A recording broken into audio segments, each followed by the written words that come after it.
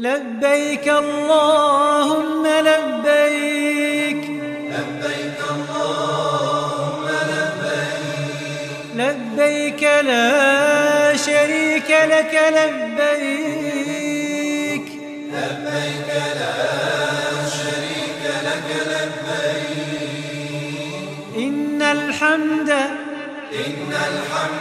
والنعمة لك والملك لا شريك لك Alors, bismillah, salat, salam ala rasulillah wa ala alihi wa sahbihi wa mawalah wa ba'd. Ayyuha l'ikhwa wal akhawat, salam alaykum wa rahmatullah. Donc, aujourd'hui, c'est une première rencontre. Vous aurez une deuxième. Aujourd'hui, la rencontre est en français. Et puis, Inch'Allah, la semaine prochaine, c'est juste le 13, à l'Asar. À quel endroit Déterminé par le Taïb, Inch'Allah, vous recevrez un message avec l'adresse, l'endroit pour la semaine prochaine en arabe. Inch'Allah. Et je tiens toujours à rappeler, Allah yarda alikoum, quelques points. Il ne faut pas paniquer, même s'il y a un dars ou deux dars. Parce qu'Inch'Allah, quand on sera à Médine, bi'idnillah, vous aurez de nouveau cours pendant les jours de Médine. C'est-à-dire, on va rappeler le manasik pendant les jours, Inch'Allah, de Médine.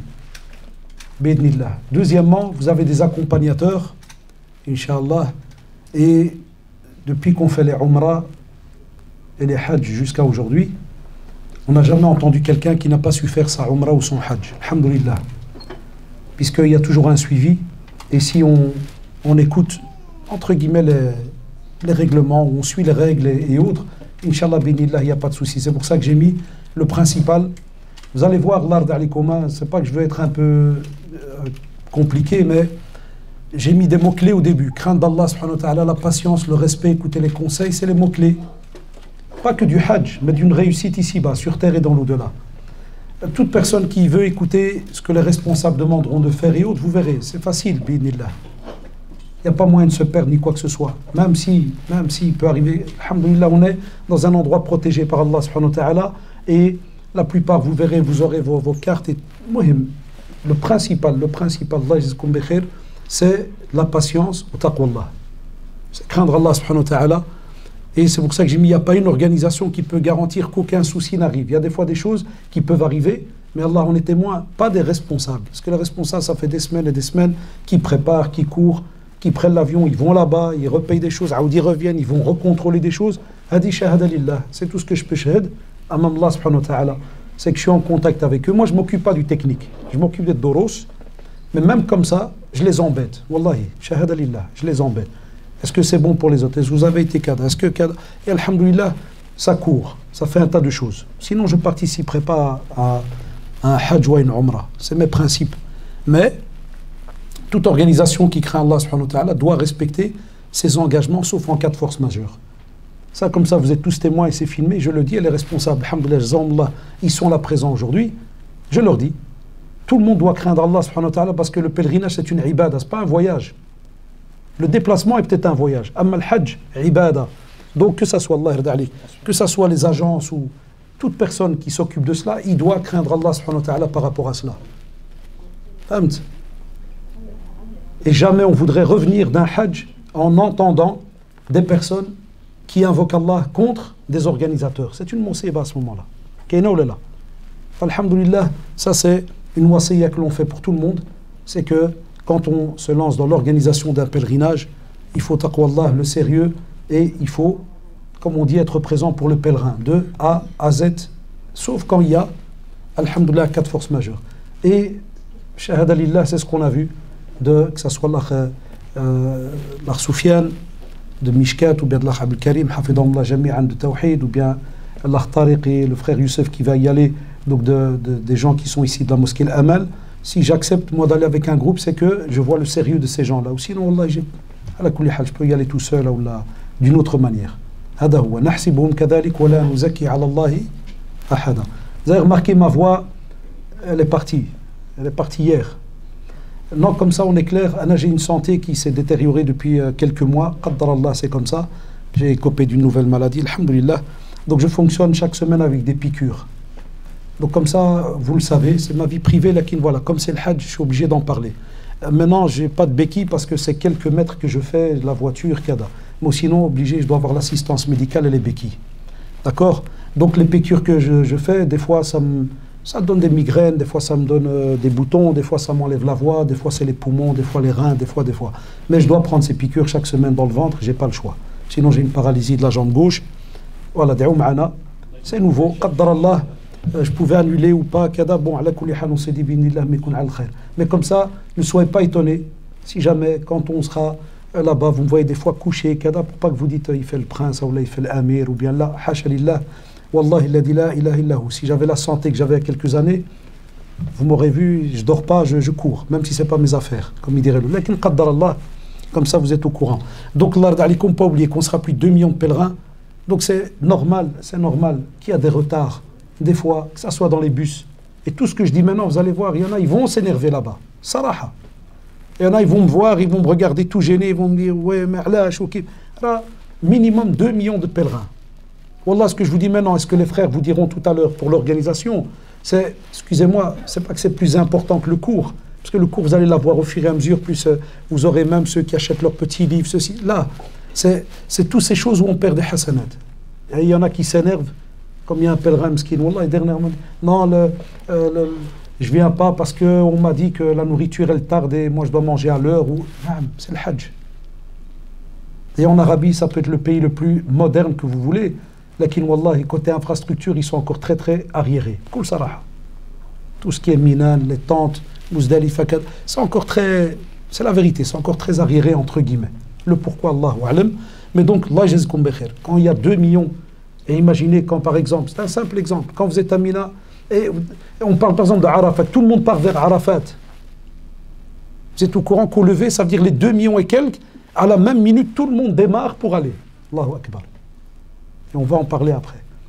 Donc si vous partez d'ici, avec dans votre tête qu'il faut de la patience, il faut patienter avec celui qui va être à côté de vous, celui-là qui va dormir à côté de vous.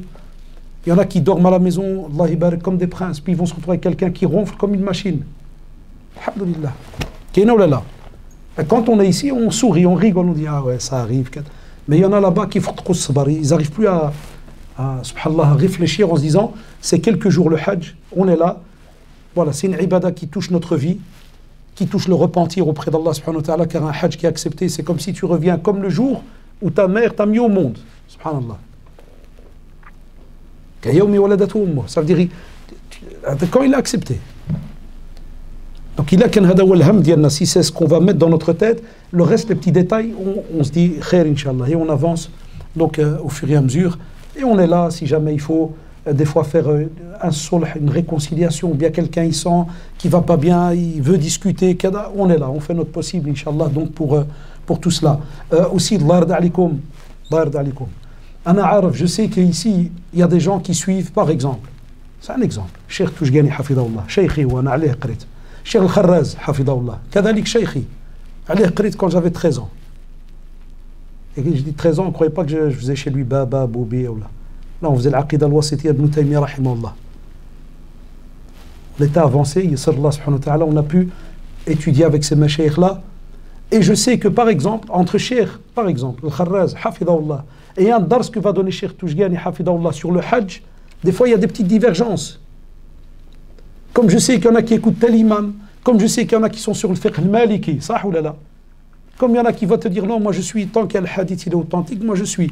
Donc il y en a ici qui sont peut-être des professeurs, je ne connais pas. Et il y en a qui enseignent, qui donnent des cours de religion, je ne les connais pas. Mais Allah alikum, quand nous on va vous donner par exemple un Hajj, avec on va dire les avis où le jumhur, où la majorité va sur cet avis-là. Celui qui a, écoutez bien, tout ce que je vous donne maintenant, vous allez voir, ça va vous faciliter même dans votre tête et vous allez être plus à l'aise. Toute personne qui a un autre avis. Un exemple, on va le voir à la fin, mais comme ça vous me comprenez rapidement. On a tawaf, donc du déferlement, tawaf al-ifada, et on a tawaf al-wada. Vous savez, le jour de l'Eid, on va faire donc le tawaf. Ça ou là là, on va aller faire le tawaf. Parce que la plupart ont fait tamattu'. Je vais expliquer tout ça. Certains savants disent qu'on a le droit de retarder, spécialement ceux qui vont revenir le 27. C'est très court.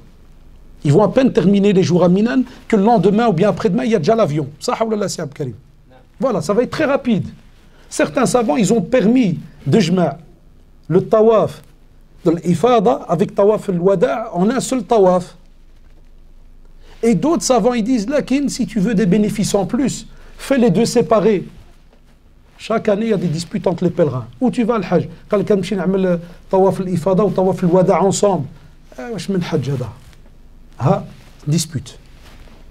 Celui qui a une qana'a, celui qui a une certitude, et il étudie sur tel ou tel cheikh, et il veut suivre que cet avis-là. Jazakallah. Qu'Allah te récompense. Wallahi, b'kulli farah. Lakin jamais ça doit être une dispute entre les pèlerins. Personne ne doit rabaisser un acte religieux qu'un pèlerin y fait. Parce que vous allez voir quand je vais expliquer le cours, je vais vous donner un résumé pour ne pas vous retenir trop longtemps. Mais ce que je dis maintenant, c'est très très important. Quelqu'un ne doit pas dire à l'autre là, ton hajj batil, salam alaikum. Là, là, yajouz. Personne ne peut rendre nul le hajj de quelqu'un. Sauf avec vraiment une erreur flagrante ou quelque chose de grave. Comme a dit le prophète, le hajj ou Arafat. Sauf si vraiment Allah fait quelqu'un n'a pas fait ni Arafat ni rien. Ça c'est exceptionnel, on n'a encore jamais presque entendu cela. Je parle pour les gens de Belgique qui partent. D'accord, Allah yarda alikoum. On l'a dit, on est là pour vos questions, soucis. Vous remarquerez, donc ça je l'ai dit pour la maladie, soyez pas étonnés, donc si jamais effectivement il y a des déplacements que je ne ferai pas avec vous, ou je devrais prendre un taxi ou autre, parce qu'avec mon sang et tout, je suis obligé des fois de lâcher ma jambe. Je ne peux pas rester avec la jambe vers le bas. Comme maintenant je donne cours, j'ai autant d'heures, dès que je rentre, je suis obligé de relâcher, prendre tel médicament. Il ne faut pas que quelqu'un dise, ah, tu vois, les imams, taxi. Non. Voilà. Alhamdulillah, les responsables, ils mettent, et ils ont toute une équipe qui sera donc avec vous, bidnillah. Ça va? Donc ça, comme ça on est, comme je l'ai mis donc, ne paniquez pas, on revoit le cours, c'est bien l'insan yahfad mzian, d'étudier les doigts. Vous avez le droit de les écrire. Les responsables feront en sorte de vous donner, Inch'Allah, un petit résumé des petites doigts qu'il y a. Il n'y en a pas 20, il n'y en a pas 50, vous verrez. Donc, alhamdulillah, celui qui me comprend maintenant, tout ce que je viens de dire, wallah, il partira, spécialement ceux qui n'ont jamais été. Qui n'a jamais été ni Umrah ni Hajj? Masha'Allah, la majorité. Allah ibarak. Eh bien, wallah, si vous avez compris rien que ce que je viens de dire maintenant, qui a déjà son cœur qui est un peu plus à l'aise? Plus ou moins, levez la main. Ça va, il y en a au moins 10. Alhamdulillah. Les autres, ça va se faire petit à petit. Non, Allah est-ce qu'on békhir? Vous verrez.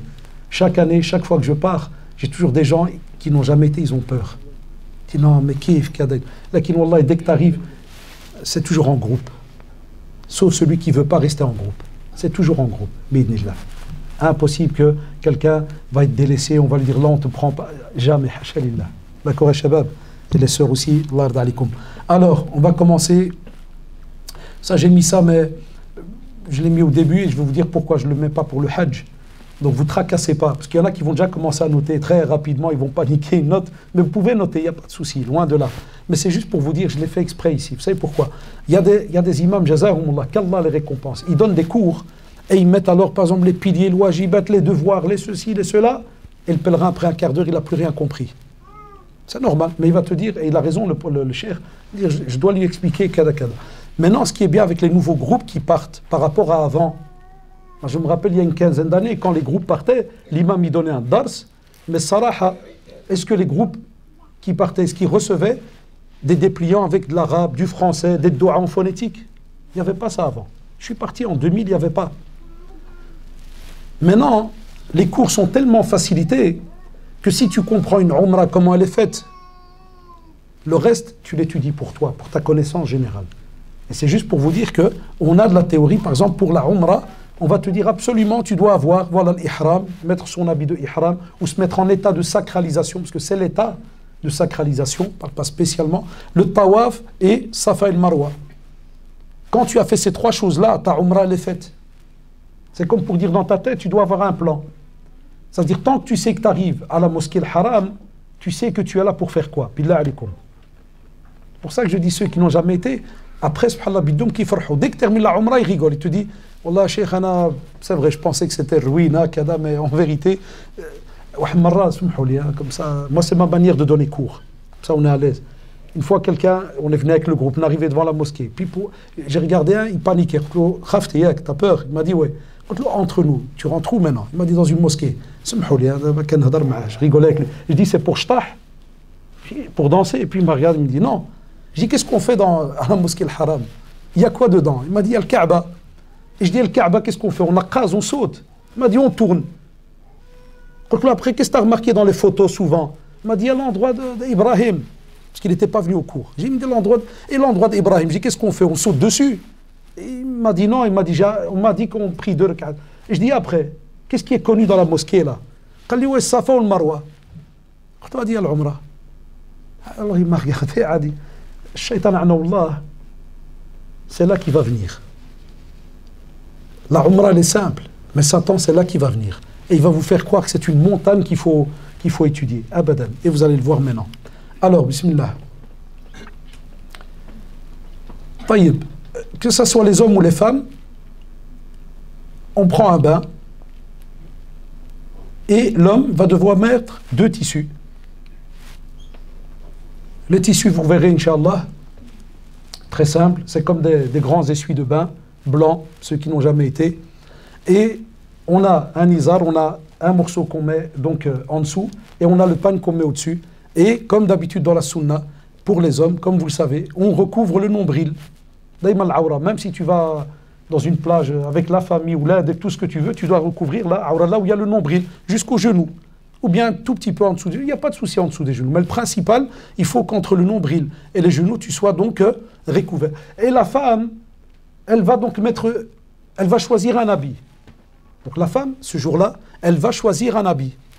Et cet habit-là qu'elle va donc choisir, c'est avec cet habit-là qu'elle va faire donc, elle va commencer sa umrah. Et après, elle va commencer son hajj. Et quand elle va faire donc sa umrah, l'habit qu'elle a, et on le verra aussi, Inch'Allah, dans les petites règles, cet habit, ou bien même le ihram, vous pourrez le changer ou le laver. Mais en général, tous ceux qui ont déjà été, la umrah elle est tellement courte qu'en général, on le met, après 2-3 heures, la umrah est finie. Ça, c'est quand c'est Ramadan, en dehors de Ramadan. Le hajj, il y a un peu plus de monde, donc tu vas le garder sur toi quelques heures. C'est-à-dire dans le bus, pour faire les kilomètres entre Médine et la Mecque. Et après, une fois que tu fais ta umrah, puisque dès que la umrah se termine, tu l'enlèves, tu remets tes habits. Ici, on est en train, Inch'Allah, de parler de ce qu'on appelle le tamattu'. Tous les gens, la plupart des gens qui viennent de Belgique, et c'est le dars qu'on donne, les gens qui viennent de Belgique, qu'est-ce qu'ils font? Ils vont arriver à Médine. Et à Médine, ils vont rester quelques jours. Là, il n'y a rien. Là, alhamdoulilah, on va à la mosquée du prophète, sallallahu alayhi wa sallam. On visite aussi la tombe du prophète, sallallahu alayhi wa sallam, comme on va le voir à la fin. Donc, il n'y a pas ce qu'on appelle des rites du pèlerinage. La visite de Médine n'est pas un rite du pèlerinage, ni de la Umrah. D'accord? Et, subhanallah, on va devoir partir de Médine pour aller vers la Mecque. Ça se fait en car. C'est 400 km. Lakin, wallah, c'est les 400 km les plus longs que vous avez jamais vus. À l'âge, 400 km dans une autoroute en Belgique, c'est combien d'heures? 3 heures et quelques. Là-bas, il y en a qui rigolent, qui ont déjà été. Là-bas, les 400 km, c'est minimum 10 heures. Wallahi, c'est au moins 10 heures. Adi s'arrête au milieu. Hein, quand ils arrivent à la grande pompe très connue qui s'appelle Sabtko, vous verrez, ils s'arrêtent pour prier, pour se reposer, manger. Mais il fait tellement chaud en juillet-août qu'on traverse le désert. Donc, à l'extérieur, c'est des cinquantaines de degrés. Ce qui sous-entend que les bus qui sont habitués à rouler maximum 100, ils sont morts. Donc ça prend du temps. Et puis, dès qu'on arrive à la Mecque, la Umrah, elle va se faire quelques heures. Et puis on revient à l'hôtel, on se change, on a terminé. D'accord? Donc, cet habit, comme vous le voyez, on peut le changer. Donc la femme, elle va mettre son jilbab, son hijab, pas de gants, elle ne se couvre pas le visage, elle ne se parfume pas. Mais cela, donc, alhamdoulilah, comme dit Cheikh Ben Baz aussi, rahimallah, dans ses fatawa, ça ne concerne pas le savon et le shampoing. Donc, quand vous lavez et tout, il n'y a pas de souci. Même si vous vous relavez après, même si vous arrivez à l'hôtel, vous voulez vous relaver, avec vous enlevez l'ihram, vous avez le droit d'utiliser le shampoing et le savon. Ce qui est interdit, une fois qu'on est en état d'ihram, c'est tout ce qui est se parfumer. L'atour et tout ça, on ne peut pas. Donc, elle se lave comme elle le fait chez elle. Elle ne se parfume pas. C'est très bien aussi dans la sunna, la femme ne sort pas à l'extérieur parfumée. Et il lui est permis de mettre donc des chaussettes. Et il est permis aux pèlerins en état de sacralisation, hommes ou femmes, de laver leurs vêtements de sacralisation si jamais ils sont sales et de les remplacer. Par exemple, tu as le droit là, qaddarallah, dans le bus, il y a de l'eau, il y a de la limonade qui est tombée ou de la sauce et tu as voulu aller le laver. Il ne faut pas croire qu'on ne doit plus le toucher, que soi-disant il est sacré. Là, abadan, tu as le droit d'aller le relaver. Si jamais tu en as même un autre dans ta valise, tu peux le prendre. Par exemple, il y a des gens qui sont malades, ça arrive. On n'a pas besoin de savoir c'est qui. Mais par exemple, quelqu'un qui a de l'incontinence. Ça arrive que par exemple, il urine et quand il termine, il continue à avoir des petits soucis. Ça peut arriver. Ça, oulala. Il a le droit d'aller de laver cela, ou bien s'il en a un deuxième et qu'il a envie de le changer. Il n'y a aucun souci par rapport donc à cela. Et aussi, subhanallah, lorsqu'on met l'habit de ihram, et après je vous expliquer quand est-ce qu'on met la niya et autres, ici, parce qu'on est en train d'abord de s'habiller, eh bien, il arrive qu'on a des femmes qui, subhanallah, ont leurs règles. Les fatawa del mashayikh, ils n'interdisent pas à une femme, avant d'aller au hajj ou à la umrah, de prendre par exemple la pilule. Vous trouverez certains savants, ils ne veulent pas. Tu dis, elle reste sur ce qu'Allah subhanahu wa ta'ala lui a donné. Et ils se basent aussi sur Aïcha, les hadiths qu'il y a qui sont authentiques et qui disent, voilà, elle fait tout ce que le pèlerin fait, sauf qu'elle ne peut pas faire de tawaf. Elle n'entre pas à la mosquée. Et donc, elle va aller à Muzdalifa, Mina, Arafat, elle va faire tout ce que le pèlerin fait. Mais tout ce qui va être comme action dans la mosquée et autres, elle ne peut pas le faire. Mais les savants, les autres, le permettent. Tu dis, elle a le droit de prendre, par exemple, la pilule, et qui va bloquer, par exemple, ses règles. Ça, c'est une divergence entre les filles. Les femmes, ils se tapent des fois dessus en disant, non, A'udhu billah, t'as fait une bid'a, t'as fait le contraire de la sunna. Là, c'est les machers là qui parlent, c'est pas nous. Même moi qui vous parle, je suis un élève, je ne suis pas un cheikh. On est des élèves, on apprend et on continuera à apprendre. Donc quand il y a une fatwa qui existe et des machers connus, alhamdoulilah, on ne doit pas rentrer dans des polémiques. Donc on conseille aux sœurs qui, parce que chaque fois que je vais à des sœurs après, ils le regrettent. Elles arrivent, même pas un jour avant le début du hajj ou bien de la umrah, les règles arrivent. Alors il y en a qui se retrouvent tristes, il y en a qui pleurent, il y en a qui disent j'aurais aimé aller à la mosquée, mais ils sont bloqués parce que chaque règle, ça dépend, il y en a 7 jours, 5 jours, 6 jours, il y en a 8, il y en a même qui arrivent jusqu'à 13 jours. Alors ils sont mal quand ils n'ont que 2 semaines, s'ils partent que du 13 au 27. Ça, oulala. Il y en a qui s'attristent. Donc, on a des fatawa là-dessus, et alhamdoulilah, elle a le droit donc de prendre la pilule avant, donc il n'y a aucun souci par rapport donc à cela. On a dit que même si la femme, subhanallah, on va dire qu'il y a une sœur ici qui ne voudrait pas prendre de pilule ni rien du tout, et qu'elle aura ses règles avant le début de la umrah, eh bien, elle se met en état de sacralisation avec tout le monde. Et elle va faire l'intention, donc une niya, elle va faire toutes les choses qu'il y a à faire. D'accord? Elle est obligée de le faire. Elle ne doit pas dire, ah non, c'est tout, ma umrah, elle s'annule. Là. Deuxièmement, il peut arriver quand on est déjà habillé en état d'ihram et qu'on a commencé l'intention et autres, ça arrive. Parce que vous entendez qu'on ne peut pas toucher, on ne peut pas retirer des poils du visage, par exemple, ou des cheveux, on ne peut pas couper ses ongles, une fois que le ihram est là. Mais des fois, les savants, on leur a demandé, cher, j'ai pas fait attention. Parce que maintenant, moi, j'ai presque 50 ans, j'ai une habitude depuis que je suis bébé, je mange les ongles. Pas je les mange, alhamdoulilah. Mais je range les ongles. Et des fois, c'est automatique. Tu fais pas attention. Les savants, ils disent, quand tu n'as pas fait attention, tu continues. Ça veut dire que tu n'as pas à aller dbah ou faire ou ceci ou cela. Abadan. Et ta umrah, elle est bonne. Ou bien, par exemple, tu as fait comme ça, il y a un poil qui est tombé. Il ne faut pas me dire à la TF, c'est fini, je dois aller faire kadak. Là, abadan, il y a des choses qui viennent comme ça de manière automatique. Ça, il n'y a pas de souci. On parle de celui qui le ferait exprès. Ça, il prend le bus, puis il se dit, tiens, subhanallah, je crois que je vais couper mes ongles. Là, yajouz. Tout ça, on doit faire avant. C'est-à-dire, avant de s'habiller, eh bien, on doit se préparer. Je vais vous montrer, Inch'Allah. On peut porter donc, comme d'habitude, souvent la question qui revient avec les nouvelles... normalement, on met des sandales. Yak, pour les hommes. Les femmes peuvent garder leurs ballerines, mais les hommes peuvent mettre des sandales, doivent être ouverts, pas des chaussures fermées. Et il y a les nouveaux modèles maintenant qu'on appelle les crocs. C'est plus les jeunes qui sont habitués avec ces chaussures-là, même certains. Vous savez, les crocs, les machers, ils ont dû discuter de ça, parce que c'est nouveau comme chaussures. Ils ont dit, il n'y a pas de souci par rapport à cela. On peut mettre sa montre, on peut mettre une ceinture, sa sacoche, avec ses papiers, aucun souci. Ça n'a rien à voir avec donc, le ihram. On peut mettre des épingles, des scratch pour le tenir et ainsi de suite. Et on peut prier les 2 rak'at d'ablution au miqat, parce que le prophète sallallahu alayhi wa sallam le faisait. Mais la sunna, normalement, c'est de préférence après une prière obligatoire. Mais les sorties de car ne sont pas rattachées à une prière obligatoire. C'est pour cela que la plupart du temps, quand les pèlerins sortent, c'est après Dhuhr. Alors eux, pour rester dans la sunna, eh bien ils se disent, voilà, comme on sort après Dhuhr, et de Dhuhr on va au miqat, eh bien à ce moment-là, les gens, ils font 2 rak'at au miqat, et puis, donc ils partent. Et ce n'est pas des rak'at qui sont rattachés à l'habit qu'on a mis, comme des fois ça tourne dans la tête de certaines personnes. Là, c'est une sunna que le prophète faisait, quand il allait donc au miqat, il priait, donc spécialement après une prière obligatoire. Ça, c'est si on a le cas de le faire. Inch'Allah ya Rabbi. On va aller à Dhul Hulayfa. Dhul Hulayfa, il a 10 km de Médine. À peine on sort en car de l'hôtel de Médine, on prend la route, quelques minutes, même 10 km, on arrive donc à Dhul Hulayfa. Et vous allez voir, en avril, il y a déjà 50 de cars. Fait le Hajj, combien il y en aura? Des centaines. Et ouais, déjà là, les problèmes commencent chez le Ghnan de certaines personnes. Les responsables, ils disent aux gens, s'il vous plaît, vous rentrez à la mosquée, vous priez, vous sortez.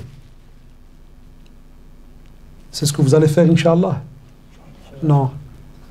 Là, il y en a, ils rentrent, Wallahi. Haj Mohamed, viens, drab, selfie. Abdullah, viens 2 secondes. Tran, Mohamed, Tran. Va appeler Abdel, va appeler. Wallah, une demi-heure après, ils sont toujours pas là. Et ceux qui sont en Ishan, ils viennent, ou qui ils restent dans le soleil à attendre. Tout décalage, Wallah, va être décalé dans les 10 heures de voyage. Donc, l'Ard alikum, Dhul Hulayfa, il va être plein. C'est pour cela qu'on vous demande de vous changer. C'est écrit, vous allez voir. On vous demande de vous changer, de vous laver à l'hôtel. N'attendez pas jusqu'à arriver ici pour aller vous laver et vous changer. Déjà, c'est sale, il y a trop de monde, il y a la file. Tout se fait à l'hôtel. Et vous allez voir, je vais vous le montrer, Inch'Allah. Et donc, c'est à partir de cet endroit-là qu'on va donc prononcer l'intention. C'est une fois arrivé à Dhul Hulayfa, pas à l'hôtel, pas dans le bus. Quand on sera fait le Médina, Inch'Allah, quand on va sortir pour aller vers la Mecque, on monte dans le bus, on va 10 km à Dhul Hulayfa, et là, quand tout le monde aura prié les 2 rak'at, il y aura même dans le car ceux qui vont rappeler quel doua ils font dire, si jamais quelqu'un l'a oublié, hein, ça arrive, on a des personnes âgés, des fois ils oublient, kada, bien même des jeunes ne sont pas habitués. Donc ils feront alors avec vous la doua, tout ce qu'il y a à dire, et puis vous êtes là dans votre umrah. Là, toutes les règles doivent être mises en pratique. On ne touche plus à ses ongles, cheveux et ainsi de suite.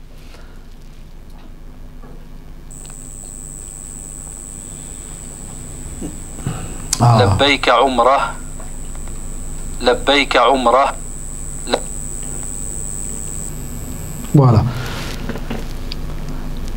Qu'est-ce qu'on a dit? On était à l'hôtel, on s'est lavé. Ça ou là là. Il y en a qui paniquent déjà, yak. Allô, comme si tu es à l'hôtel, tu vas te changer pour sortir pour aller yak. On est à l'hôtel, on se lave, on se parfume, on fait tout ce qu'il y a à faire. Ceux qui veulent se raser en dessous des bras, les pubis, femme, à l'âge, c'est Vous savez pourquoi la tahara elle est importante? Parce que subhanallah, la qaddar Allah, al-maut haq, ça ou là là. Tout le monde va mourir un jour ou l'autre. Là, la qaddar Allah, imaginez on meurt là. Eh bien, l'ibas, l'ihram qu'on a, c'est avec cet habit qu'on va être enterré. Et au moins, on est enterré de manière la plus pure qu'il peut y avoir, en train de faire la talbiya, ou à la tahara, par exemple. Ça? Eh bien, on vous dit, Allah d'alikum, vous vous êtes lavé, vous avez purifié votre corps, tout est bien prêt, vous montez dans le car, vous êtes arrivé à Dhul Hulayfa, vous avez prié vos 2 rak'at, on se prépare à partir, on prononce l'intention à voix haute, normale, comme le dit Cheikh Ben Baz, rahimahullah, et bien d'autres. Pourquoi je le dis là? Parce qu'il y a des intentions qu'on ne prononce pas à voix haute. Par exemple, dans la sunna, quand on va prier, par exemple, Dhuhr, on ne dit pas, comme disent certains, Nawaitu an usalli salat ad-dhuhr. Là, ça c'est interne. Mais il y a des ibadat que l'on a où on doit prononcer à voix haute. Et donc à ce moment-là, on dit Labbaika umra. C'est comme si ça veut dire, donc Allah, je réponds à ton appel par une umra. Donc dès qu'on dit Labbaika umra, on commence dans sa umra. Mais, Sum'oumziane ya shabab, je vais vous appeler tous shabab, c'est une habitude quand je donne cours depuis 30 ans, donc Sum'houli, donc ya shabab, et l'akhawat kadalik. Sum'houli, quand je dis ya shabab, ça veut dire tout le monde, hommes et femmes. On a une condition. Il peut arriver qu'on tombe malade et qu'on ne puisse pas terminer la umrah. Il peut arriver qu'il y a, la qaddar Allah, qu'il y a un souci même en Arabie et qui dit stop, tout le monde doit revenir, Allahu ta'ala a'lam. Eh bien, quand le pèlerin, mais nous, quand on parle de ça, c'est spécialement des fois à cause de la maladie, très souvent. Quand le pèlerin, il dit « Allahumma mahilli haythu habastani », ça veut dire « Ya Allah, je me désacralise ou tu m'arrêteras ». Il manque un petit accent sur le « U », c'est rien. « Ou tu m'arrêteras ». Ça veut dire que là où « Ya Allah », il va avoir un problème et je ne peux pas continuer ma umrah, eh bien à ce moment-là, on peut enlever son ihram, se rhabiller normalement, mais, comme j'ai dit, cas de force majeure, maladie, accident, pas de compensation. Que ça soit la umrah ou le hajj. C'est-à-dire qu'il ne faut pas l'urdbah parce qu'on n'a pas fait tawaf ou ceci ou cela. Non, la umrah, elle peut s'arrêter. Parce que chez d'autres savants, si jamais on n'a pas dit cette phrase-là, eh bien si jamais on n'a pas pu terminer sa umrah, on reste en état de ihram. Hatta wallah, écoutez-moi, il y a des fatawas qui disent que même si tu retournes en Belgique, ils estiment que tu dois revenir pour terminer ta umrah et tu ne peux pas avoir ceux qui sont mariés de relations et ceci et cela. C'est-à-dire les choses qui sont interdites, elles restent interdites jusqu'à ce que tu reviens terminer tes actes à faire. Imaginez quand c'est alors le hajj aussi. Donc il y a des règles derrière tout ça. Lakin donc, très facile, labbayka umrah, et Allahumma mahilli haythu habastani. Et à ce moment-là, donc, on a dit tout à l'heure, la femme en état de menstru, elle se met aussi en état de sacralisation. Donc elle aussi, elle dit la même chose, les deux phrases. Et elle fait la talbiya. D'accord? Et on a dit, elle n'entre pas à la mosquée, ni fera le tawaf, ni le maqam, ni la prière au maqam, et pas de sa'i.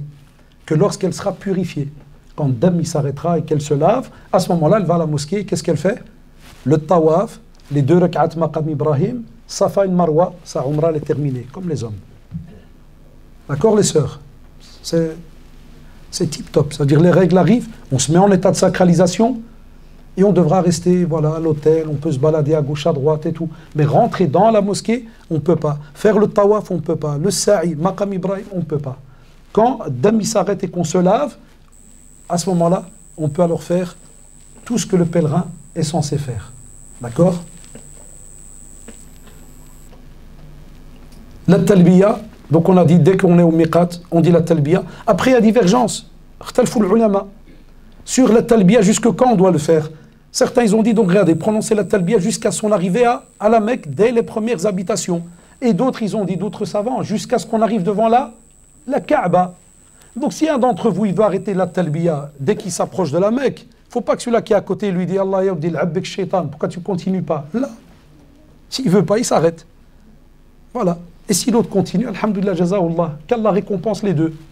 Mais les avis sont là chez les savants, alhamdulillah. Wa al-khilafada, il était même entre sahaba, radallahu alayhim. On a un long hadith de Jabir, radiyallahu anhu, où il explique tout le pèlerinage. Et il y a d'autres compagnons qui disent, voilà, mais on a vu aussi le prophète sallam faire ceci ou cela. Après, ils ont khtalaf entre eux sur ce qu'a fait le prophète sallam. Est-ce que c'était obligatoire ou bien c'était mustahab? C'est-à-dire, si tu le fais, c'est bien et tu as des récompenses. Vous voyez? Ça, c'est important de l'art d'alikum. لبيك اللهم لبيك لبيك لا شريك لك لبيك إن الحمد والنعمة لك والملك لا شريك لك. Ça, beaucoup de gens en Belgique, ils l'ont appris rien qu'avec les émissions à la télévision. Même s'ils n'ont jamais été au pèlerinage. C'est une phrase très très connue. Et alhamdoulilah, vous avez le droit de l'écrire. Vous avez même le droit, ceux qui ils sont habitués les smartphones, tu peux même l'enregistrer dans les mémos orales. Et puis tu la mets avec ton écouteur. Tout ça, on a le droit. Tu mets les casques, et toi tu la répètes à ton esftriq. Tout ça, c'est autorisé, alhamdoulilah.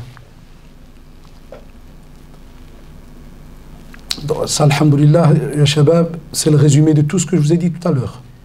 Qu'est-ce qu'on a dit? On ne peut pas se couper ou raser les poils du corps, se couper les ongles, se parfumer, se marier, les prémices d'un acte intime, porter des gants, se couvrir le visage pour la femme, se couvrir la tête pour l'homme. Il y en a, ils rigolent ici, se marier. Ça ici, c'est pour, des fois, les mamans, des fois quand ils sont sur le chemin, ils ont fait Médine 5 jours, et ils mettent l'ihram, ils ont capté des jeunes garçons. Combien de fois il arrivait que des mamans, ils viennent chez moi, ils me disent, ah, il y a une fille, elle m'a dit, on ne peut pas. Qu'est-ce qu'on ne peut pas, le hajja? Elle me dit, j'étais avec une autre hajja assis ensemble, et sur le chemin de Médine, le Khoshwa, je lui ai dit, tu sais quoi, Wuldek, Inch'Allah, Rajil de Benti.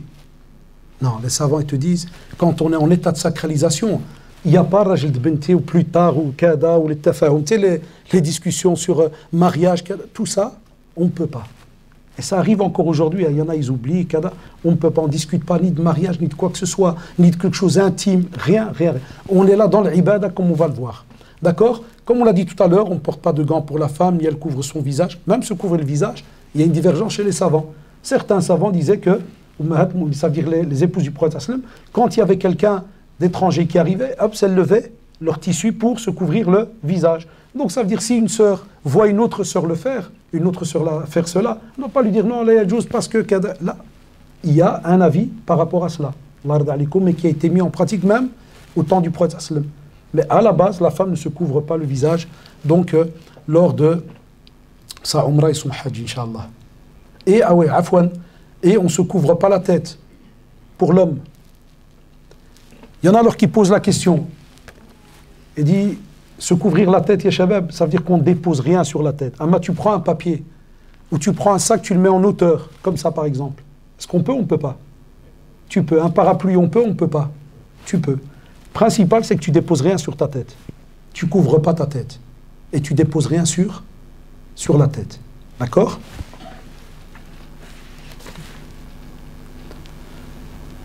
Alors, une fois qu'on arrive à la Mecque, qu'est-ce que j'ai dit tout à l'heure? On va rentrer, quand ils vont arriver en car, ils rentrent d'abord à l'hôtel. On ne va jamais à la mosquée directement. Il faut se reposer. C'est là que certains, ils khushu'. Je vais aller jamais. Celui-là qui veut aller, il doit prévenir le responsable. Part. Il y en a qui sont habitués, ils savent ce qu'il y a. Ça, c'est autre chose. Les autres, on écoute les responsables. Par exemple, ils vont vous dire, dans 1 heure, on descend. Par exemple, à minuit, rendez-vous en bas. Ou bien s'il y a trop de zahma, ils vont dire 3 heures du matin, rendez-vous en bas. D'accord? Donc quand vous aurez vos chambres, vous rentrez dans les chambres, ça aussi il faut patienter, ils vous expliqueront. Parce que tout le monde arrive en même temps dans les hôtels, il faut checker, ça veut dire chacun, les groupes, les chambres, eux ils essayent, alhamdoulilah, de faire ça à l'avance, chacun reçoit les clés, ceci, cela. Quand tu rentres dans ta chambre, tu as le droit de te redoucher, si jamais tu veux, mais sans mettre de parfum. Tu veux mettre savon, shampoing et tout, mais toujours pas de parfum. J'ai mis, c'est un acte recommandé. Ça veut dire que quelqu'un croit que c'est obligé, il faut se redoucher. Abadan. Comme ça sous-entend que celui qui ne veut pas se redoucher, il ne faut pas le critiquer, lui dire là, il n'y a pas de souci, chacun est libre par rapport à cela. Taïb, jusque maintenant, est-ce que ça va ou ça ne va pas?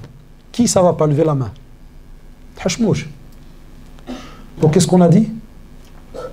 On est à Médine, on vous dit qu'on va partir demain à telle heure, il y a quelques heures avant. On va à la salle de bain, on se lave, on retire ce qu'on a envie de retirer. Ça, oulala. Je vais dire une petite phrase, il ne faut pas mal le prendre pour les hommes. Il y en a, subhanallah, ils arrivent à Médine, ils ont une belle lihya. Et ils pensent que parce qu'ils partent l'umrah, ils vont rencontrer Allah, subhanahu wa ta'ala, kada, des fois ils enlèvent tout. Ou là, ils laissent un petit millimètre. Tu leur dis, pourquoi tu as fait ça? Il te fait, mashallah, l'umrah, Allah, subhanahu wa ta'ala. Il y a des choses, gardez-les. Spécialement votre barbiche, gardez-la. D'accord? Le reste, c'est de la purification. En dessous des bras, parties intimes, les ongles des mains, des pieds, kada. Ça c'est celui qui va toucher à sa tête. Il faut toujours calculer, de laisser un peu de cheveux, parce qu'on va parler des cheveux après. D'accord? Et qu'est-ce qu'on a dit alors, une fois qu'on est habillé? L'homme, un tissu en bas, un tissu en haut. La femme, elle met son hijab, son jilbab, kada. On part. Et on a dit que dès qu'on va arriver au miqat, qu'est-ce qu'on fait là-bas? On va prier 2 rak'at. Et puis il y aura l'intention à dire Labbaik Allahumma umra et Allahumma mahilli haythu habastani. S'il y a un problème qui arrive, kada. Et puis on part. Ça. Et on a dit que sur le chemin, qu'est-ce qu'on fait?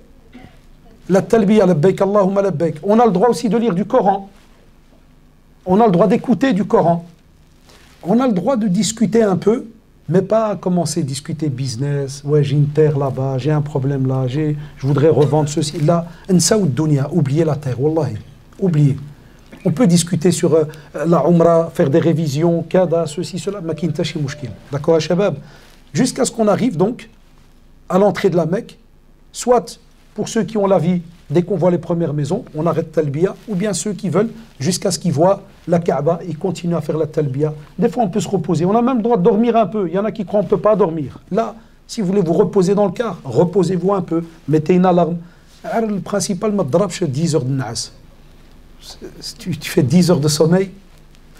C'est peut-être la seule umrah de ta vie. Hein. Ça, faut... Voilà. Donc, on fait le rendez-vous, on va vers la mosquée.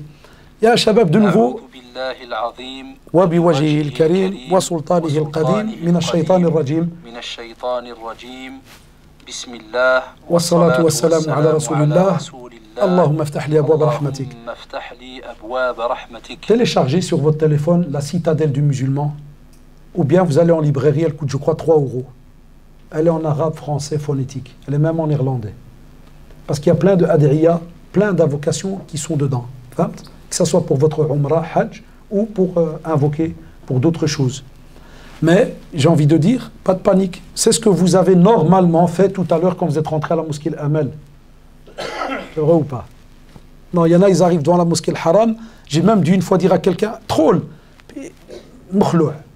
Je dis pourquoi? Il me dit, je dis non, c'est comme quand tu rentres à une mosquée, wallahi, comme quand tu fais à Bruxelles. Pied droit, l'id limin, et l'invocation quand on rentre à la mosquée. Vous pouvez l'écrire, vous pouvez, quelqu'un peut la réciter pour vous. On va dire quelqu'un a oublié cette dua. Est-ce qu'il y a un problème? Est-ce que ça veut dire ça, Umrah, il y a un souci? Là. D'accord? Donc si quelqu'un a oublié de dire, il ne doit pas se dire ça, fait à la télé, j'ai mal commencé. Abadan. Mais on fournit un effort comme toujours. Le tawaf, on commence le tawaf à partir de la première noire. Donc la pierre noire, Hajar al-Aswad, vous verrez. Normalement, vous serez en groupe. Lakin, s'il vous plaît, Allah yarhamkoum walidin, qu'on soit honnête entre nous. Il y en a après, ils s'énervent sur les responsables. Des fois, on arrive en groupe. Et puis, subhanallah, la police, à la seconde, ils viennent et ils coupent le groupe en deux. Wallahi, ya shabab, c'est une vérité. T'arrives, t'as le groupe, yallah, ikhwan, yallah, la khawat, zido. Et puis, subhanallah, la police, ils reçoivent un ordre, parce qu'il y a peut-être trop de monde là-bas, et wallah, ils coupent le groupe. Il y en a, ils se passent, tu vois, harbo, al-msakhat, tu vois, Allah, tin babahum. Non, rien à voir. Vous le verrez de vos propres yeux. Ça va être rempli de soldats, parce qu'il y a l'histoire avec le Yémen et autres. Donc, vous allez voir, même cette année, on vient de revenir avec les frères, c'est blindé de soldats. Khawfanin, wallah, amra b'al-askar. Plein de police, partout dans le haram. Partout. Donc, des fois, ils reçoivent des ordres à la seconde, même nous, on ne comprend rien. Toi, tu vas vers le Kaaba, puis il vient, et il bloque, il te renvoie vers Safa ou le Marwa. Pas de panique. Pas de panique. Alash, tant que tu es Baytullah, est-ce que tu peux avoir peur? Non. Donc, même si le groupe va être coupé, les responsables, ils feront tout leur possible pour essayer de ramener. Mais quand tu as le Hajj, 1 million et quelques qui tournent, comment tu vas ramener quelqu'un? Voilà pourquoi on dit, le minimum, il faut étudier un peu. Il faut étudier. C'est pour ça que des fois, il y a des familles, ils envoient leur père, leur mère, 80 ans, personne avec lui. Et tu dis non, عندهم مسؤولين هما يدبروا راسهم. لا والله لا حشومه. أنا mon avis je dis لا يجوز. والله. Sauf si tu payes un étudiant qui va être collé avec ton père du début jusqu'à la fin de la Umrah. Comment tu veux 2 millions qui tournent et que un il se perd, alors que là tu dois me retrouver où est-ce qu'il est? C'est الحمق. ما نكذبش عليك, c'est impossible. Mais si on a étudié, quand on rentre à la mosquée, c'est ce que je vous ai dit tout à l'heure. Qu'est-ce qu'il y a devant nous? Allah yarda alaykoum. Il y a le Kaaba. Tu as le Kaaba, elle est là. Tu as Safa et le Marwa, et au milieu, tu as Maqam Ibrahim. Kafa. Qui peut répéter vite fait? À l'intérieur, Zid. Qu'est-ce qu'il y a? Il y a le Kaaba et Safa et le Marwa et après, il y a la porte pour sortir. Non, vous rigolez. Je suis content que vous rigolez. Wallah, Farhan, moi aussi. Tu rentres, il y a une porte, comme toutes les mosquées du monde. Il y a une porte pour entrer, il y en a une pour sortir. Il y a le Haram, la différence avec la mosquée Al-Amal, c'est qu'il y a. C'est une mosquée spéciale, rien à voir avec les autres mosquées. Il y a dedans le Kaaba, il y a Safa al-Marwa, il y a Maqam Ibrahim. Hatta Safa al-Marwa, il est en dehors de la mosquée en vérité, vous le savez. Donc, il y a des lignes vertes. Moi maintenant, je vais vous parler comme si, on va dire, quelqu'un a perdu le groupe. Vous me suivez? Donc je vais faire la chose à l'envers. Quelqu'un a perdu le groupe. Tawaf, wallah, tu tournes doucement, et tu vas voir, instantanément, ça va freiner. Parce que c'est l'endroit, subhanallah, où se trouve la pierre noire. Les gens, ils s'arrêtent à l'âge. Parce qu'ils doivent dire Bismillah, Allahu Akbar. Ils saluent la pierre noire. Donc c'est normal qu'il y ait un frein à main là. Tout le monde commence à freiner. Puis ça repart doucement. Et même si tu ne remarques pas, tu verras toujours des lumières vertes à ta droite. Il y a toujours des lumières vertes pour montrer où commence le tawaf. On a dit, soit tu essayes de toucher, de l'embrasser, mais, comme a fait le prophète en parlant à Omar radiallahu anhu, pas pousser les gens ni quoi que ce soit. Il y a des jeunes, ils croient parce qu'ils sont jeunes, alors si tu fais du mal à quelqu'un, là, yajouz, wallahi. Ta umrah, franchement, elle commencera à diminuer de récompense. Faites attention. Et tu dis Allahu Akbar, ou bien Bismillah, Bismillah, Allahu Akbar. Allahu Akbar. Et on a dit, si ce n'est pas possible, on salue la pierre noire par un signe de la main et on fait le takbir à chaque tour. Chaque fois que tu arrives en face de la pierre noire, Bismillah, Allahu Akbar. Ah, où tu fais ton tour. Tu arrives à la pierre noire, Bismillah, Allahu Akbar, pour les 7 tours. D'accord? Avoir les ablutions pour le tawaf, c'est une divergence chez les savants. Le ulama khtalfou. Il y en a qui ont dit, il faut absolument les ablutions. Et alhamdoulilah, la plupart des pèlerins ici, on n'a jamais eu en général ce souci, parce que comme on vient de sortir de l'hôtel, il n'y a que ceux qui ont une petite maladie, ça arrive, ou bien quelque chose qui vient comme ça peut arriver. Perte, par exemple, du gaz, CADA, ça arrive. Eh bien, on te dit que soit il y a un groupe de savants, ils disent il faut absolument les ablutions, soit un groupe de savants dit c'est pas obligatoire pour le tawaf. Nous, on part sur le fait que c'est bien d'avoir les ablutions. Si jamais il arrive un souci, il ne faut pas paniquer. On prévient le responsable du groupe et celui qui est convaincu qu'il doit absolument avoir les ablutions.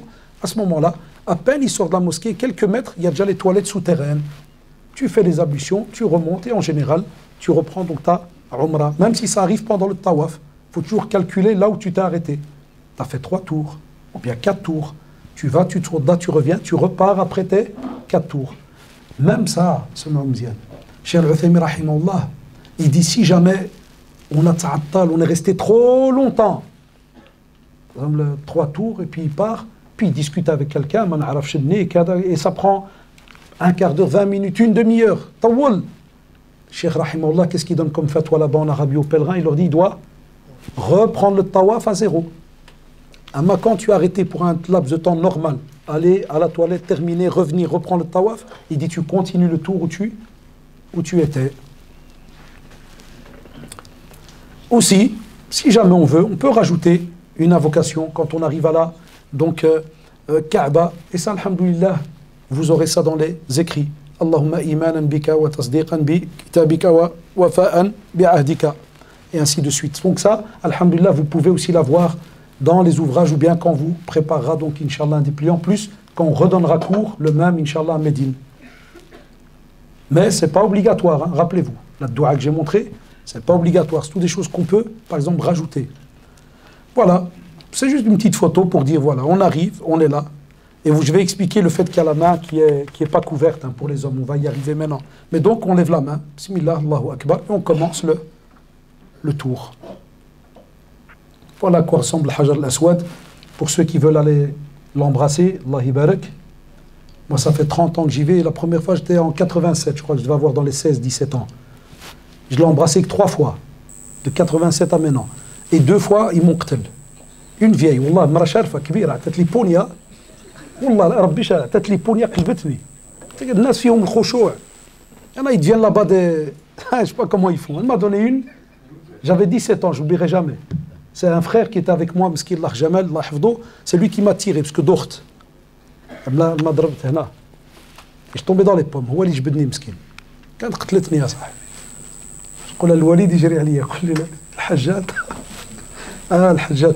Vous croyez, parce qu'il y a des petits vieux, vous croyez qu'ils n'ont pas de force. Wallah, des fois, ils ont un tsikhouchou, Allah, c'est là qu'ils retrouvent leur santé. En Belgique, il faut semblant qu'ils sont morts. C'est des jeunes x10. Donc voilà, la pierre noire, c'est très petit. Mais donc, on ne se bat pas pour embrasser. Aussi, on découvre son épaule droite pour les 7 tours, ce qu'on appelle les tébas. L'homme, il prend le tissu, il le passe en dessous de son bras et il le jette sur l'épaule gauche. Et il montre son épaule droite. Aussi, on fait son possible pour ce qu'on appelle raml. Donc raml, c'est accélérer un peu le pas dans les 3 premiers tours seulement. Si possible, il y a trop de monde, vous ne saurez peut-être pas le faire. Donc vous avancez normalement, sans commencer à pousser en disant non, moi je veux mettre la sunna. Non, tu vas faire le contraire alors de la sunna, puisque comme disent les savants, se retrouver à pousser les gens et à pratiquer une sunna, et tu dis l'inverse, parce que le prophète m'a demandé justement de ne pas pousser ou de faire du mal donc aux pèlerins pendant donc, la umrah. Et ça, 3 premiers tours, ça sous-entend 7 moins 3, il reste 4. Donc les 4 derniers, qu'est-ce qu'on fait? On marche normalement. Taïb. Les femmes, elles, c'est simple, Allah barak. Il n'y a ni courir ni rien. Elles marchent. Et comme ça, machallah, pour tout le pèlerinage complet, elles marchent. Voilà. Même Safa et Marwa, vous verrez, il y a des moments où on doit accélérer le pas. Non, elles marchent. Ou si ça arrive, si on a un doute, eh bien, on se base, comme pour la prière, sur la certitude, c'est-à-dire le minimum. Un exemple, tu as fait 3, 4, j'ai fait 3 ou j'ai fait 4. Qu'est-ce qu'on fait? On va vers 3. Comme pour la prière, parce que j'ai fait 4 raka'a ou 3 kada, on voit avec la certitude. Toi, tu te dis, c'est quoi que tu me tiens quand t'aqrib? Moi, je pense que c'est plus 3 alors. Haoud 1. Et tu continues. Et il n'y a rien à récupérer après. Pas comme certains, ça qui se trompent, qu'est-ce qu'ils font? Ils refont tout le tawaf. Là. Voilà, ça c'est le téba. Le tissu, il reste toujours le même d'en bas. Et là, ce qu'on avait ici, qui était là, on le passe en dessous du bras et on le jette de l'autre côté. Et on peut même mettre les épingles de sûreté, une épingle pour le retenir, il n'y a aucun souci. Donc on vous conseille d'acheter des petites épingles, kada. Ça, il n'y a pas de... Et vous avez le droit aussi de mettre votre ceinture ici, avec dedans un petit billet ou deux. Un pour après, pour les cheveux, je vous expliquerai. Donc, très facile, côté habillement, il n'y a pas de panique par rapport à cela.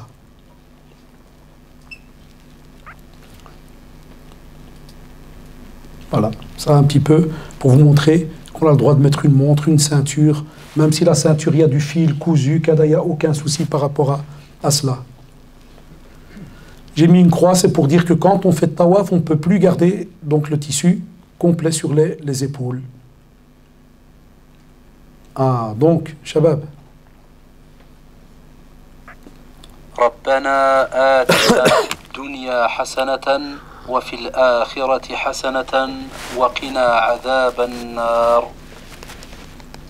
Donc ici, Allah yarda alikoum,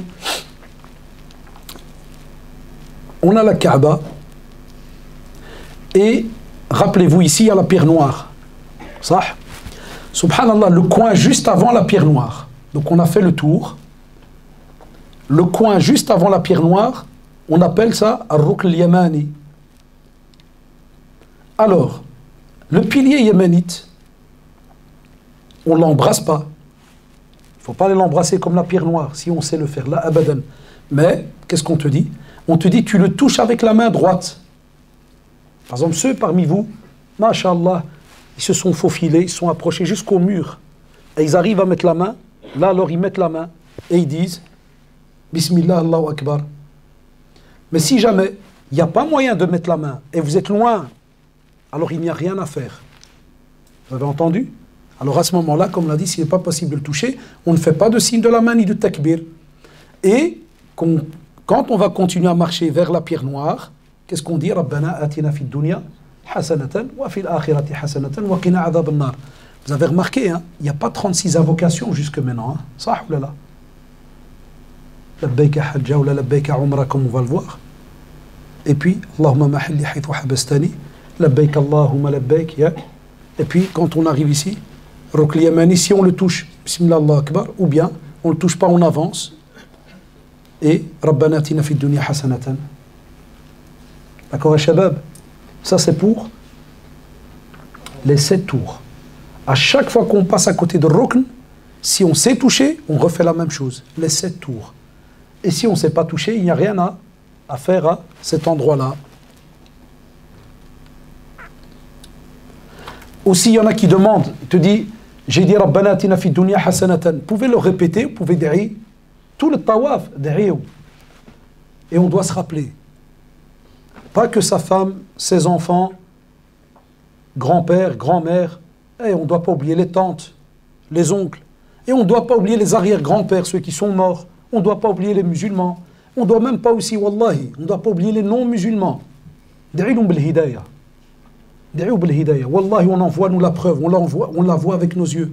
Tous les jours, toutes les minutes, il y a des reconvertis à l'islam. Wallahi. D'où vous croyez que ça vient?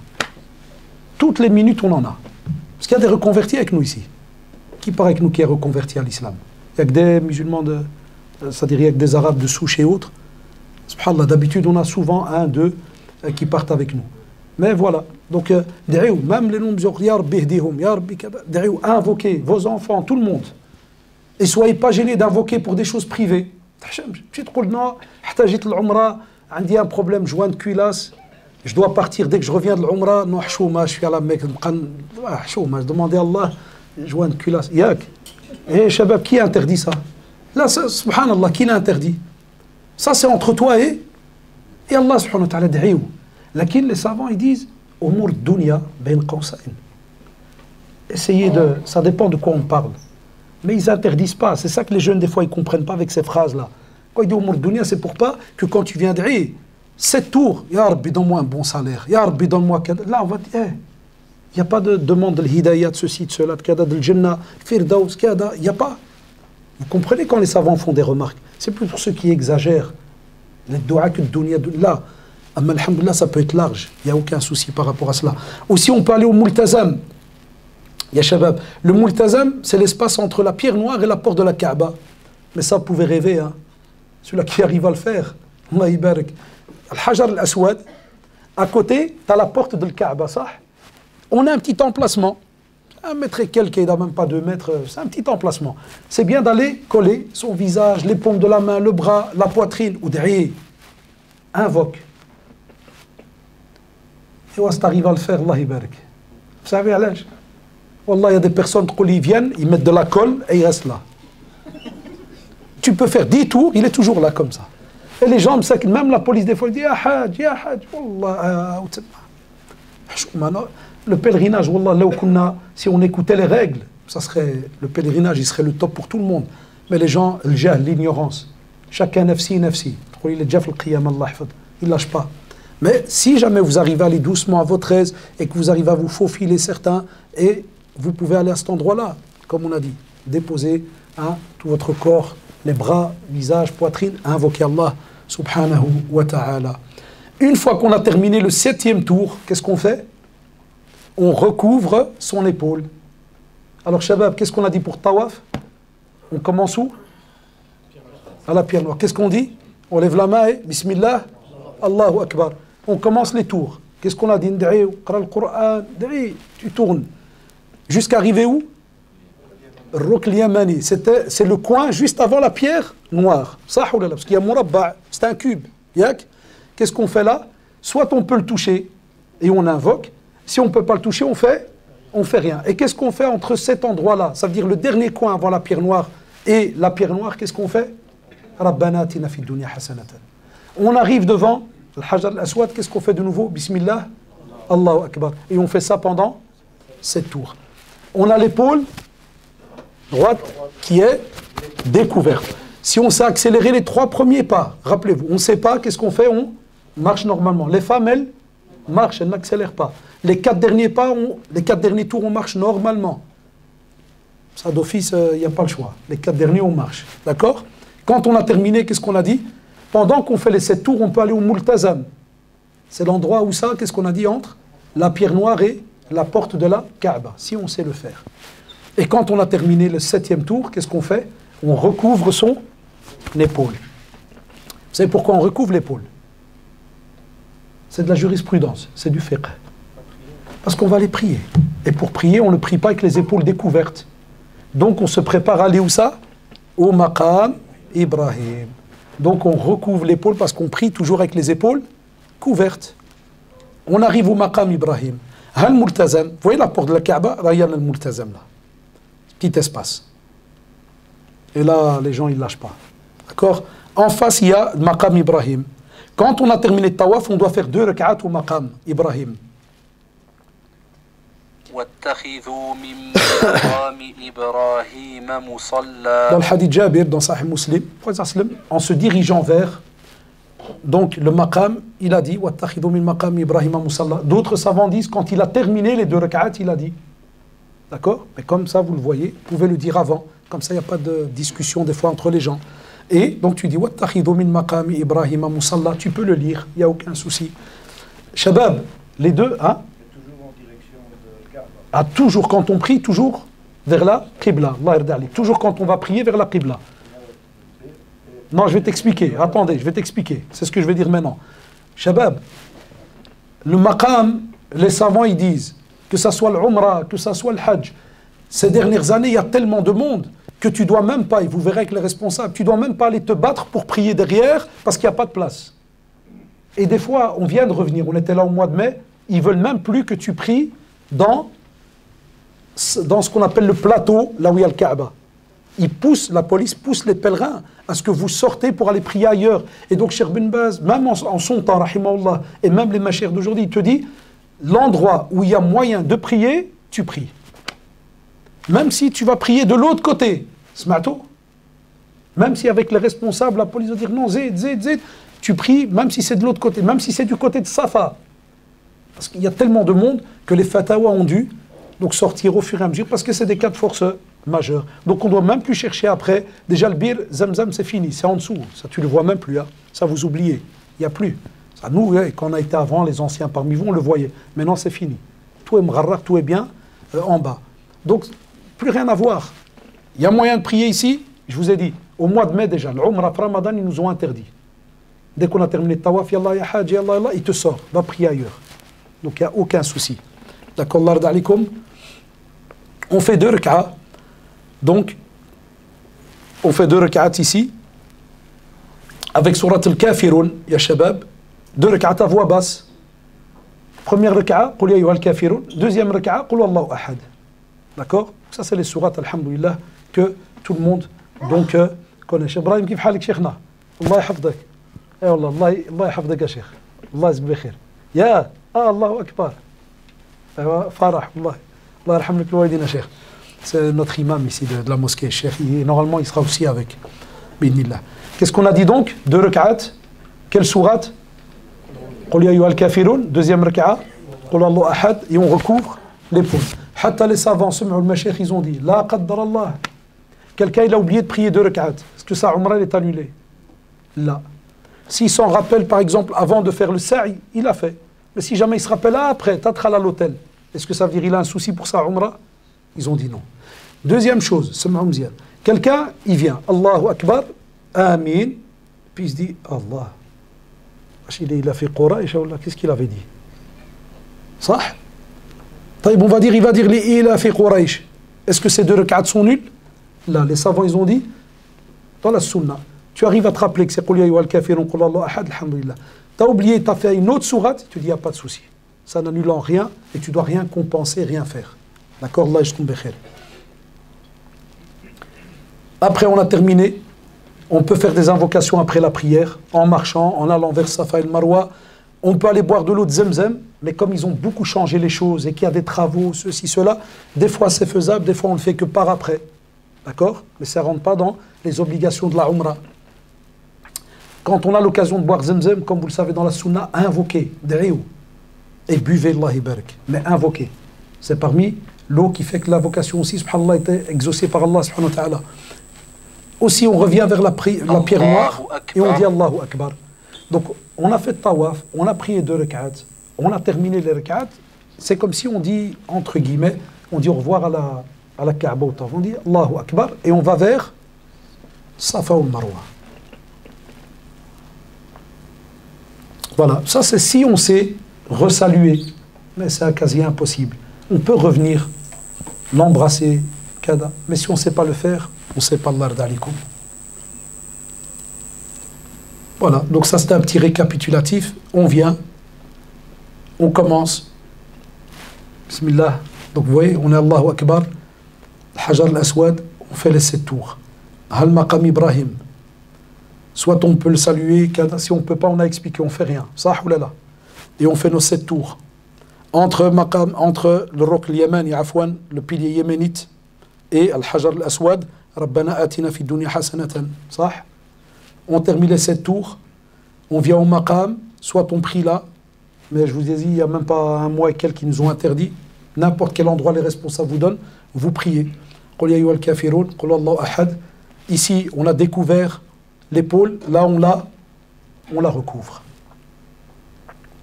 On arrive à Safa et Marwa. Comme vous l'avez vu dans la photo juste avant, Safa et Marwa, c'est 2 monticules qui sont protégés, mais on voit bien qu'on se dirige vers elles.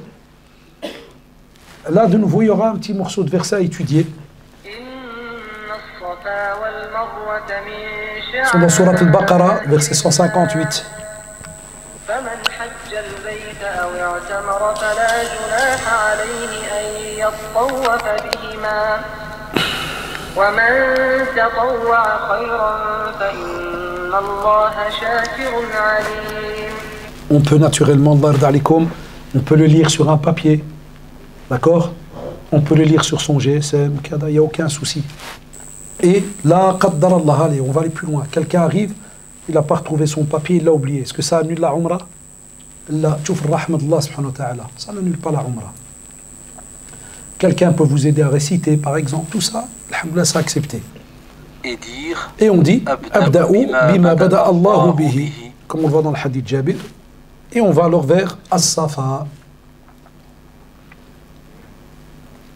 Allahu Akbar, Allahu Akbar, Allahu Akbar. On a aussi de nouveau. La ilaha illallah, wahdahu la sharika lah, lahu al-mulku wa lahu al-hamd, wa huwa ala kulli shay'in qadir. La ilaha illallah wahdah, la sharika lah, anjaza wa'dah, wa nasara 'abdah, wa hazama al-ahzab wahdah. Voilà, on le retrouve aussi dans la citadelle du musulman. Vous pouvez l'écrire dans un petit papier ou bien le dépliant qu'on vous donnera. Et on est sur le mont As-Safa. On fait des invocations. Mais ce ma'oumzian, ça, on le fait 3 fois. Pas l'aya. L'aya, c'est qu'une seule fois qu'on arrive Safa. C'est tout. Après, ça, à chaque fois qu'on arrive. Donc par exemple, on est à Safa, on fait cette invocation, et puis on invoque Allah pour plein de choses, pour sa vie. Yak. Et puis on redit une deuxième fois ça. Et puis on invoque Allah. Puis on redit une troisième, et puis on invoque Allah. 3 fois.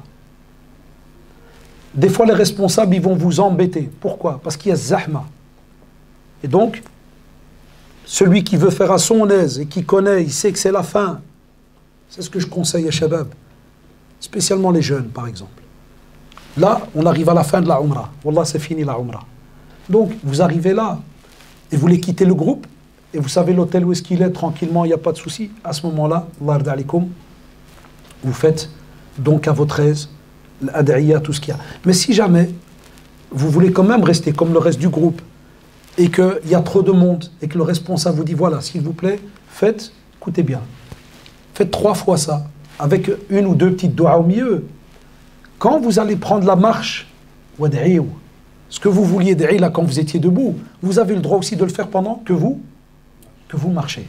D'accord, Allah yarda alikoum, pour pas que quelqu'un il se fâche et dit oh puis ils ont déjà démarré. C'est parce que des fois il y a zahma, la fatigue, parce qu'on arrive à la fin là. D'accord, Allah yarda, c'est important. Après, on va vers le Marwa.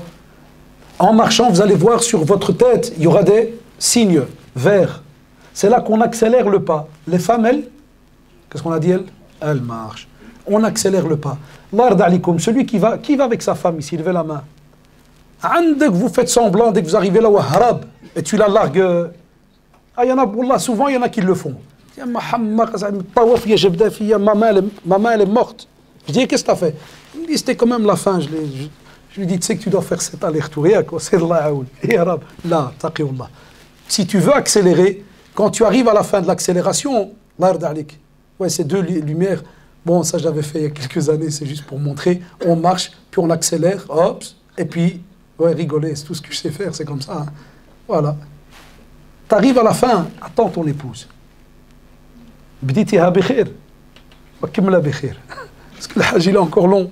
Wallah, vous rigolez, wallah, il y en a que c'est ici qui se disputent. Elle arrive, mskina, fimcha,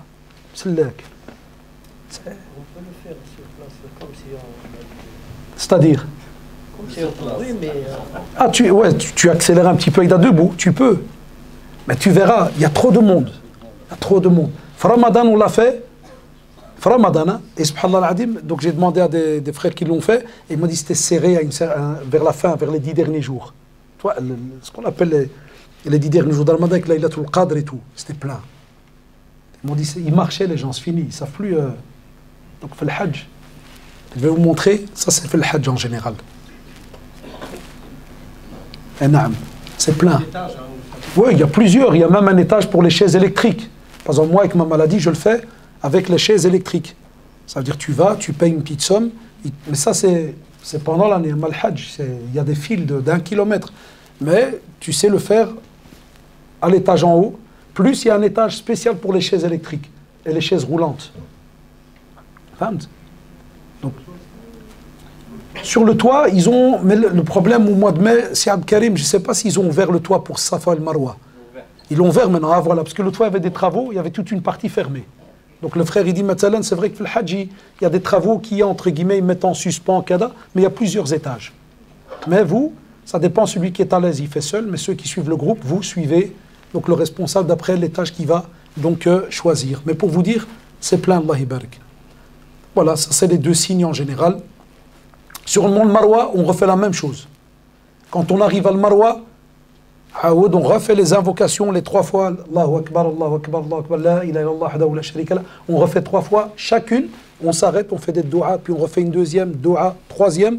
Donc, doua. Shabab, on commence à Safa et on doit terminer le 7e où ça? Al-Marwa. Si jamais le groupe il est coupé en deux là, qaddarallah. Si tu as remarqué que tu as fait 7 et que tu as terminé à Safa, c'est qu'il y a une erreur. Tu dois encore faire un aller. D'accord? Allah yarda alikoum.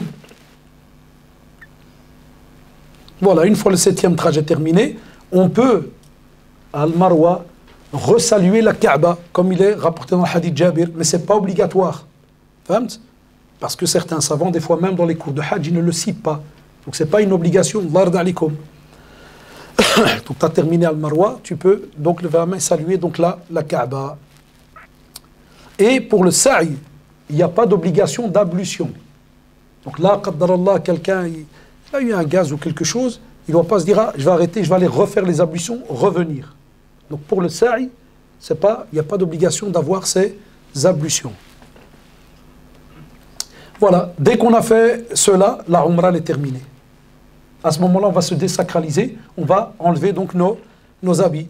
Et là, qu'est-ce qui se passe? Eh bien, les hommes et les femmes, ils vont aller diminuer leurs cheveux. Shabab, comme on va faire un hajj et que ça va être très serré, n'allez pas raser complètement vos cheveux. On sait que le prophète a invoqué 3 fois pour ceux qui ont rasé. Mais on a des gens ici qui nous disent, Wallah, cheikh, moi, quand je rase, un jour après, j'ai déjà des poils. Alors, je vous dis, rasez vos cheveux. D'autres, ils te disent, non, quand je rase, il faut peut-être 1 semaine ou 2, les premiers poils, ils arrivent. Alors les savants, ils disent, laissez un peu. Comme ça, il y a de quoi raser pour le hajj. D'accord? Allah yarda alikoum. Aussi, et ça, il ne faut pas être gêné, Allah yarda alikoum, que ça soit moi et d'autres personnes ici, nous, on travaille à la communauté française. C'est la vérité, il ne faut pas faire semblant là. Nous, tu arrives au travail, déjà maintenant, depuis qu'il y a eu les attentats, déjà avec la barbe, et wallahi, chaque fois, alhamdoulilah, que je retiens mes nerfs et tout, tu arrives, tu as des racistes à l'école, ça, wallahi, très souvent. À Daesh, tu reviens de Syrie. Wallahi. On est des anciens aussi, on est nés ici, des fois tu as envie, tu le mets, tu vas, tu le qatta, tu lui fais, tu peux pas. Enam. C'est musiba, wallahi. Et des fois, on a même, je vous dis la vérité, ça je le dis même si c'est filmé, des fois même, au ministère, ils demandent si vous voyez des signes de radicalisation. C'est-à-dire le type, il vient à une grande barbe, ça fait ils font une fiche. Il y en a d'autres, ils travaillent représentants de commerce. Il ne faut pas que des frères ou là des sœurs commencent à dire hey, mon frère, t'as aqida les zéros. T'as peur des flamands, t'as peur de... J'ai déjà entendu ces phrases. T'as peur de ceci. C'est pas les affaires de quelqu'un d'autre. Chacun, il connaît sa situation auprès d'Allah subhanahu wa ta'ala. Celui qui s'est rasé, faire amal, Allah yuqaf ma'ak. Celui qui a un petit souci privé, dialogue, il voit son petit souci. D'accord? Allah yarda alikoum. Mais ou sinon, la sunna, ça m'a invoqué pour celui qui a rasé. La femme, qu'est-ce qu'elle fait? Ya Allah. La femme, elle prend tous ses cheveux et elle garde la taille de ça. Moula, une phalange. Ça. Donc c'est comme si elle jma' toute sa, comment vous l'appelez, le tresse, la couette, tresse, là. Elle jma' tous ses cheveux, et puis elle fait ça, et elle rigole pas à Merkachi. Puis elle coupe. D'accord? Et l'homme, qu'est-ce qu'on a dit? Il rase ou bien il diminue. Shabab, une fois que vous avez fait ça,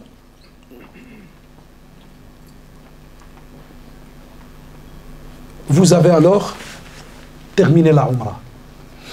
Vous avez compris comment c'est une Umrah alors? Voilà, à Médine, l'intention, s'habiller, Il y a d'abord se laver, s'habiller, l'intention avec les deux formules.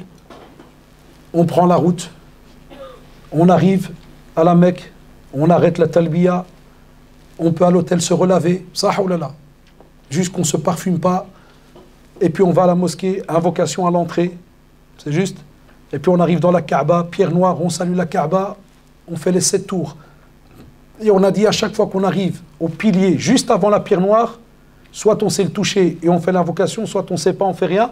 Et Rabbana atina fid dunya hasanatan. Et on fait ça 7 fois. Quand on a terminé, qu'est-ce qu'on a dit? Pendant qu'on tourne, l'épaule droite, ça. Soit on accélère le pas les 3 premiers, soit on ne sait pas. Les femmes, elles marchent. On a terminé, on va au maqam. Ibrahim, qu'est-ce qu'on y fait? 2 rak'at. On doit couvrir les épaules.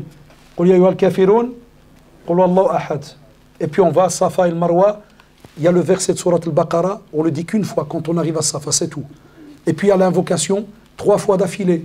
Et entre chaque fois, on invoque en général.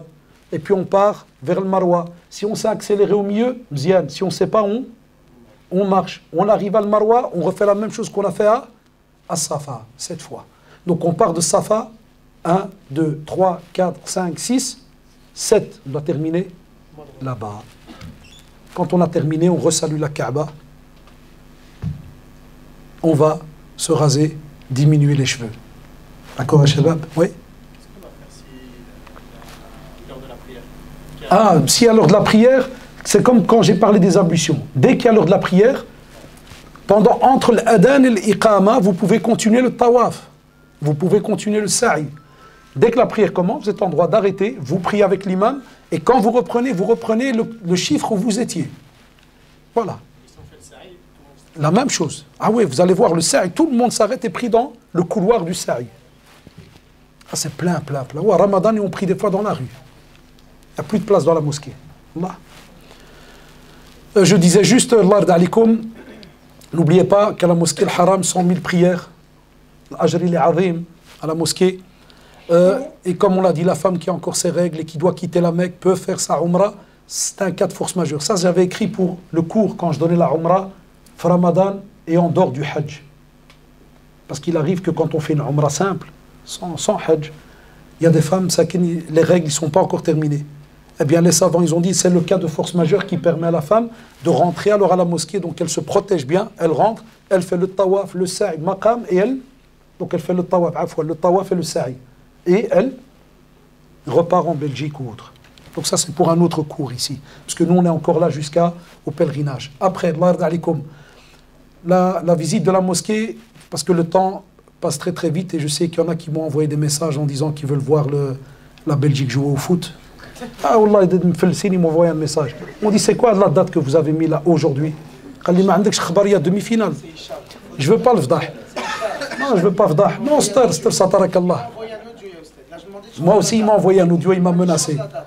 Il m'a dit, Haddash Taqillah, change la date. C'est quoi, il y a la Belgique? Bon, c'est fini, ouais.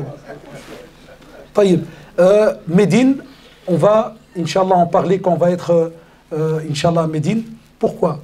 Parce que Allah d'alikum, excusez-moi, j'ai appuyé trop vite pendant que... Voilà. Quand on va à Médine, Allah est-ce qu'on békhir, donc on va pour faire, donc, comme on dit, Mashallah, quand on sera à Médine, c'est la prière à la mosquée qui est très très importante. Et les savants disent, on ne voyage pas pour une tombe. On va pas spécialement pour la tombe du prophète, sallallahu alayhi wa sallam. Ça, c'est parmi les bons comportements qu'on a vis-à-vis de ceux qui sont morts.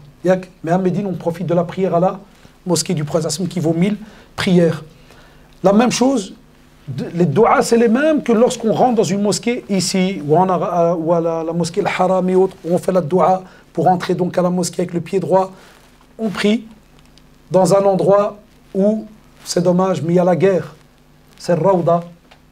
C'est entre le minbar du prophète et là où il est enterré, son appartement. Mais c'est la guerre. Pendant l'année, ils font des box.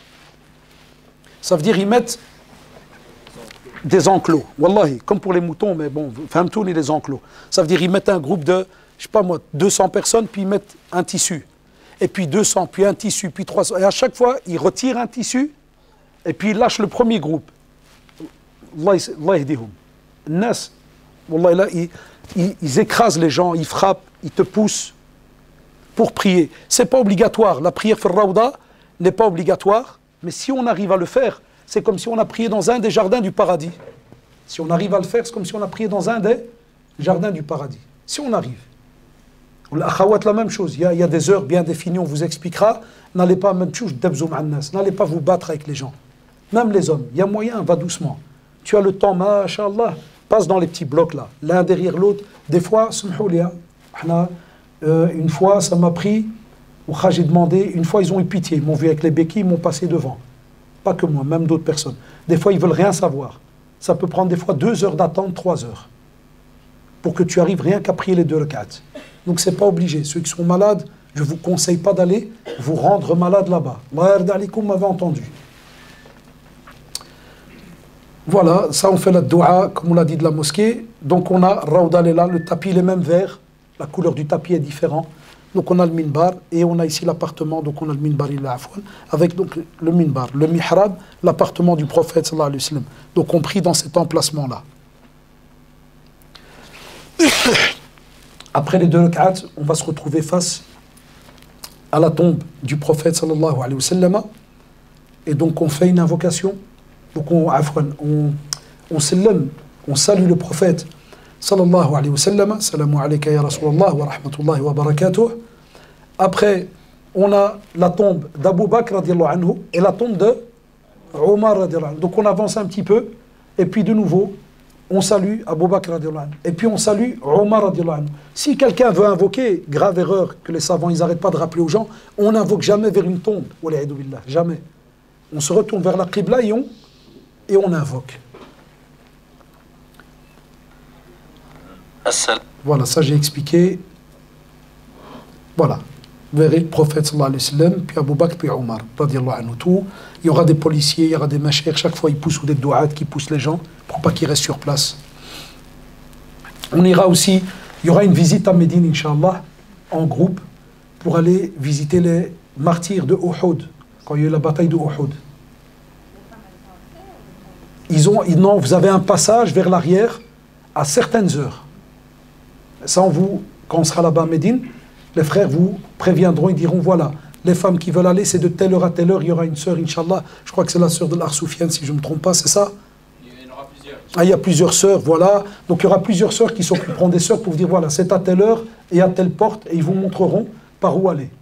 Elles ne resteront pas avec vous. C'est pas obligé qu'elles restent. Si elles veulent rester, elles restent. Mais c'est de la folie, certaines femmes disent, pourquoi elle va rester avec toi 4 heures? Pour que tu fasses juste 30 mètres, 2 rak'at et partir. Alash.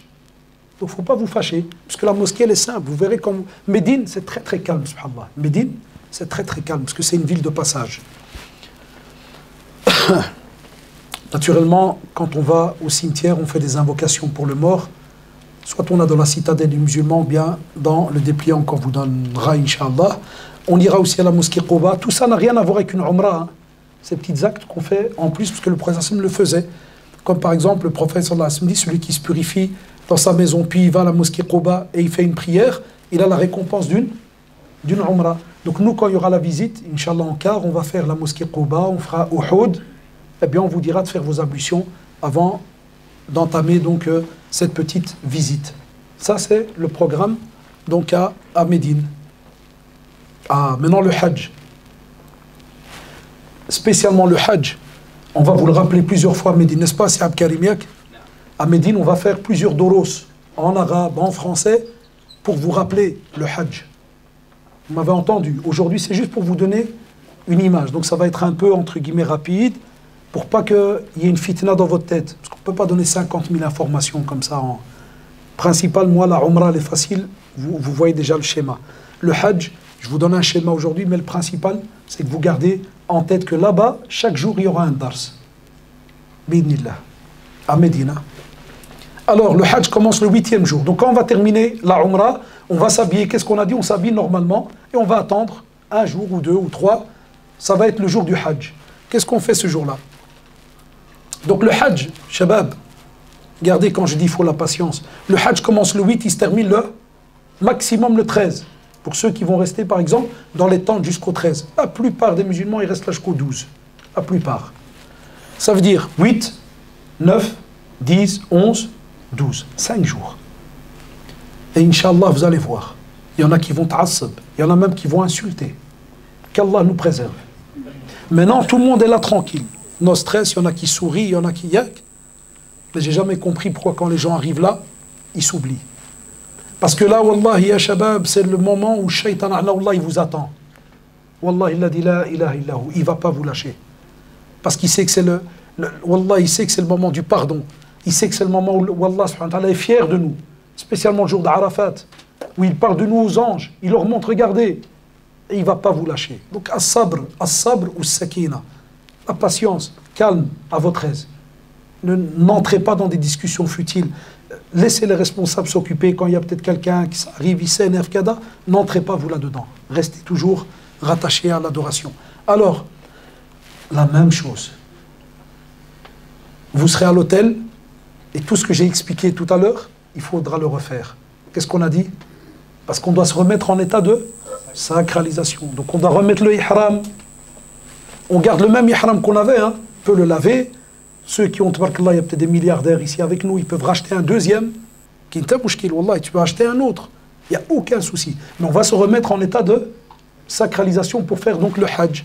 Comme on l'a dit, la baïka, mais ici, bihajj. Alors c'était l'umrah, ici bihajj. Shabab, un exemple. Par exemple, il m'arrive que quand je vais le hajj ou bien l'umrah, je fais pour quelqu'un. J'ai déjà fait pour ma mère, Allah rahma, parce qu'elle n'avait pas fait. J'ai déjà fait pour un oncle à moi, cher Ali, à Tanger, qui est mort, parce qu'il y a une quarantaine d'années, j'ai fait pour lui. Chaque fois, on choisit. Mais il faut d'abord avoir fait pour soi. C'est la règle. Hadith Choubruma qui est très connu. D'abord, on fait le hajj pour soi. Donc, quelqu'un il va maintenant le hajj, il veut faire pour sa mère alors que lui n'a jamais fait. Tu fais d'abord pour toi.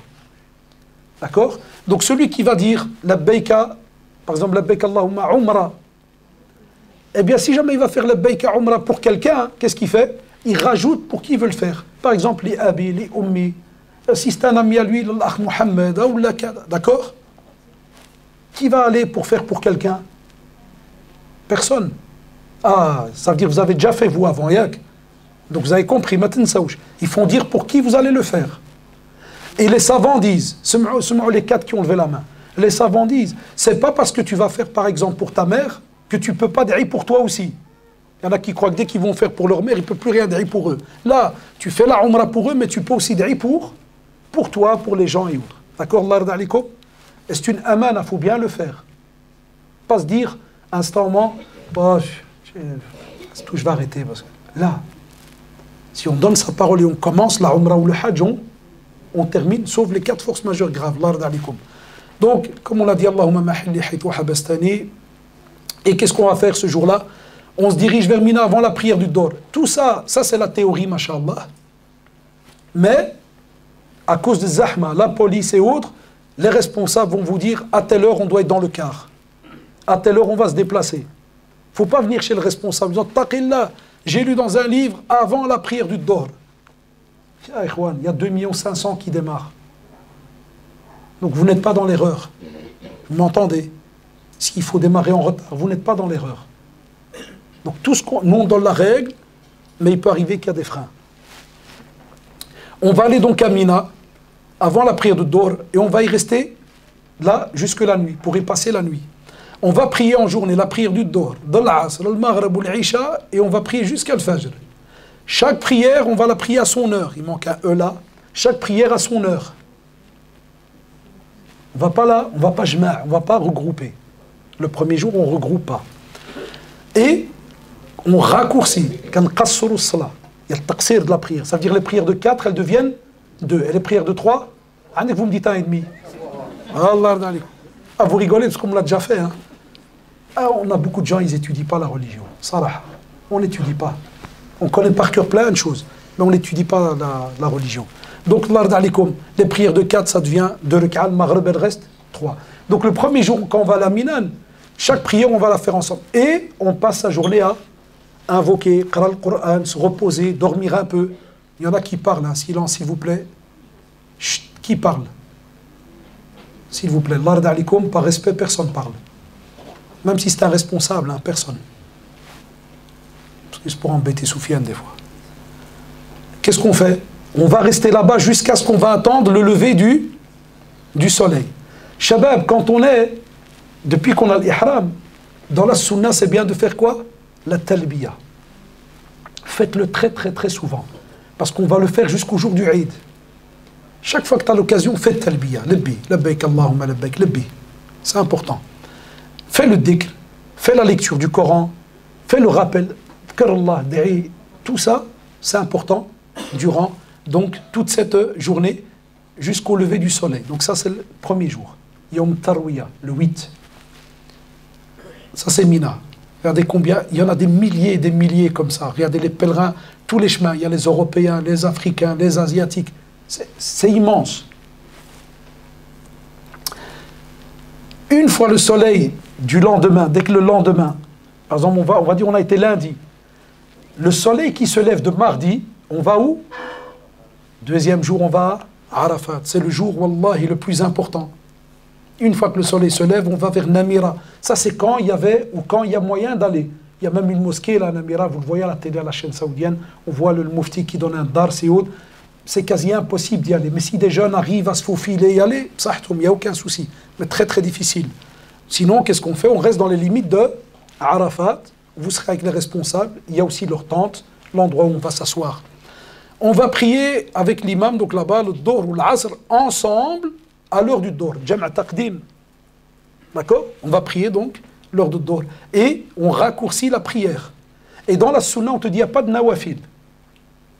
J'ai beaucoup de savants, on te dit, ce jour-là, il n'y a pas de nawafil. Et durant la journée, la même chose. Allah yarda alikum. C'est le jour du pardon. Faites les doua, faites le talbiya. Demandez le pardon même aux autres. Et on va faire ça jusqu'au coucher du soleil. Le deuxième jour. Franchement, c'est difficile. Sarah. Tu passes ta journée à prier, soit aux heures, soit regroupées, et à faire la talbiya ou le dua, Coran, repos. Et Allah yajkoum bikhir. Reposez-vous, n'ayez pas honte. N'ayez pas honte, celui qui sent qu'il n'est pas bien, qui se repose. Commencez pas, chacun il regarde l'autre. C'est pas tes affaires. Il veut dormir, laisse-le.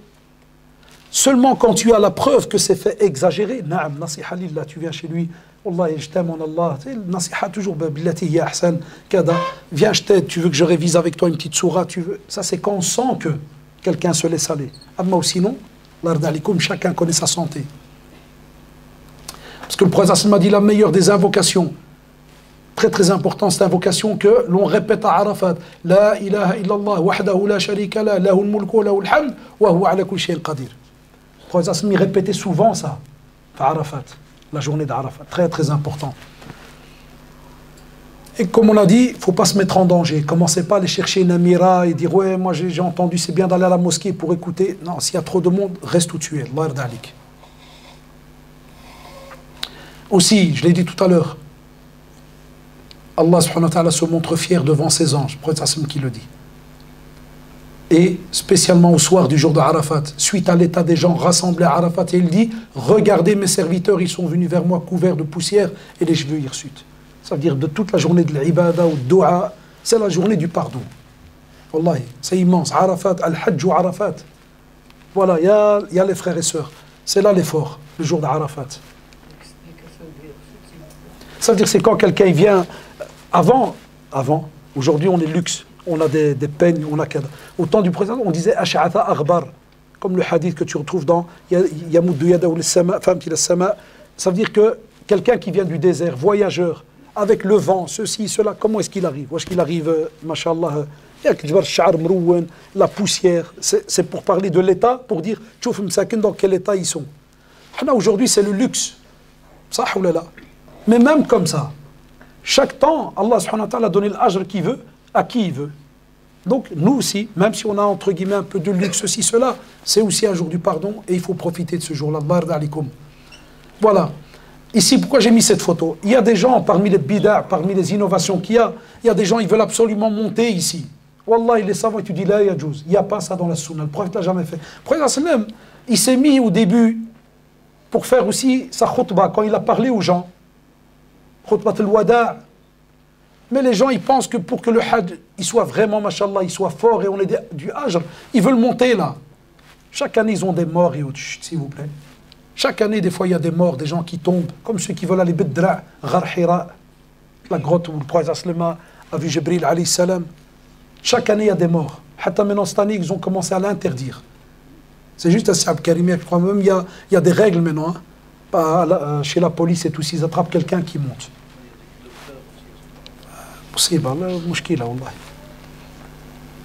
Alors, au coucher du soleil, donc on est à Arafat, ça.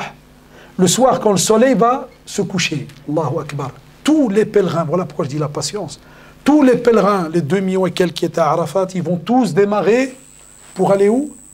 Muzdalifa.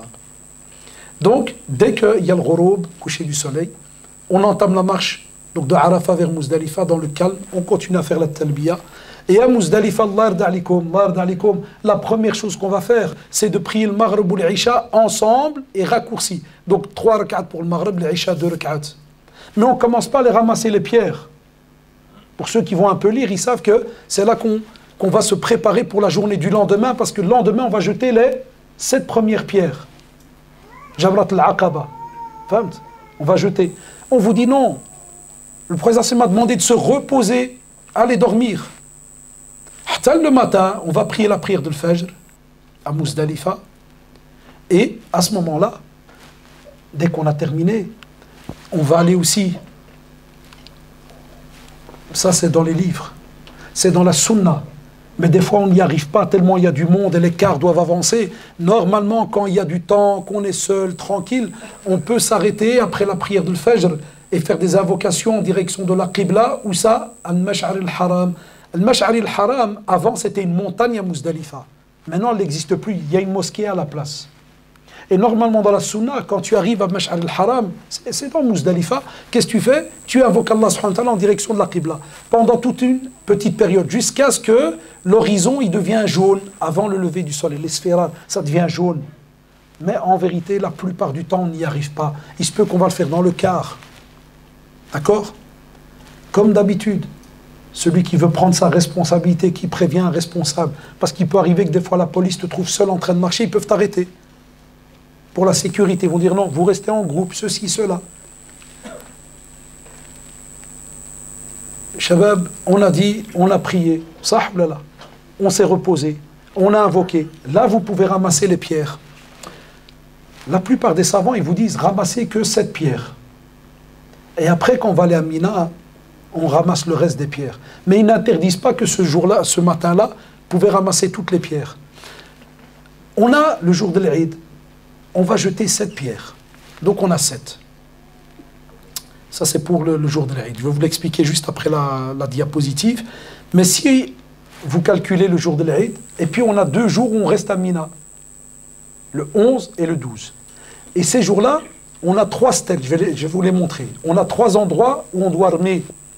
Donc 7, 14, zid, 21. Ça c'est pour le 11.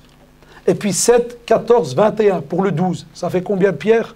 42. Plus le jour de l'Eid, 7. Ça fait 49. Et si on reste le 13e jour, ce qui est rare que les gens y restent, on doit rajouter encore 7 pierres. Donc on a le jour de l'Eid, 7. Et puis on a le lendemain Mina, 3 fois 7. Et puis le lendemain, 3 fois 7. Et on arrive à la fin du Hajj. Donc regardez Muzdalifa, il n'y a pas de tente. La plupart du temps, il n'y a qu'à Saab Karim. Muzdalifa, encore maintenant, c'est toujours par terre, soit petit sac de couchage ou bien un morceau de tapis. Et des fois, il y a tellement de zahma qu'il arrive que des fois les gens restent dans le car. Ça, hawlala. Wallahi.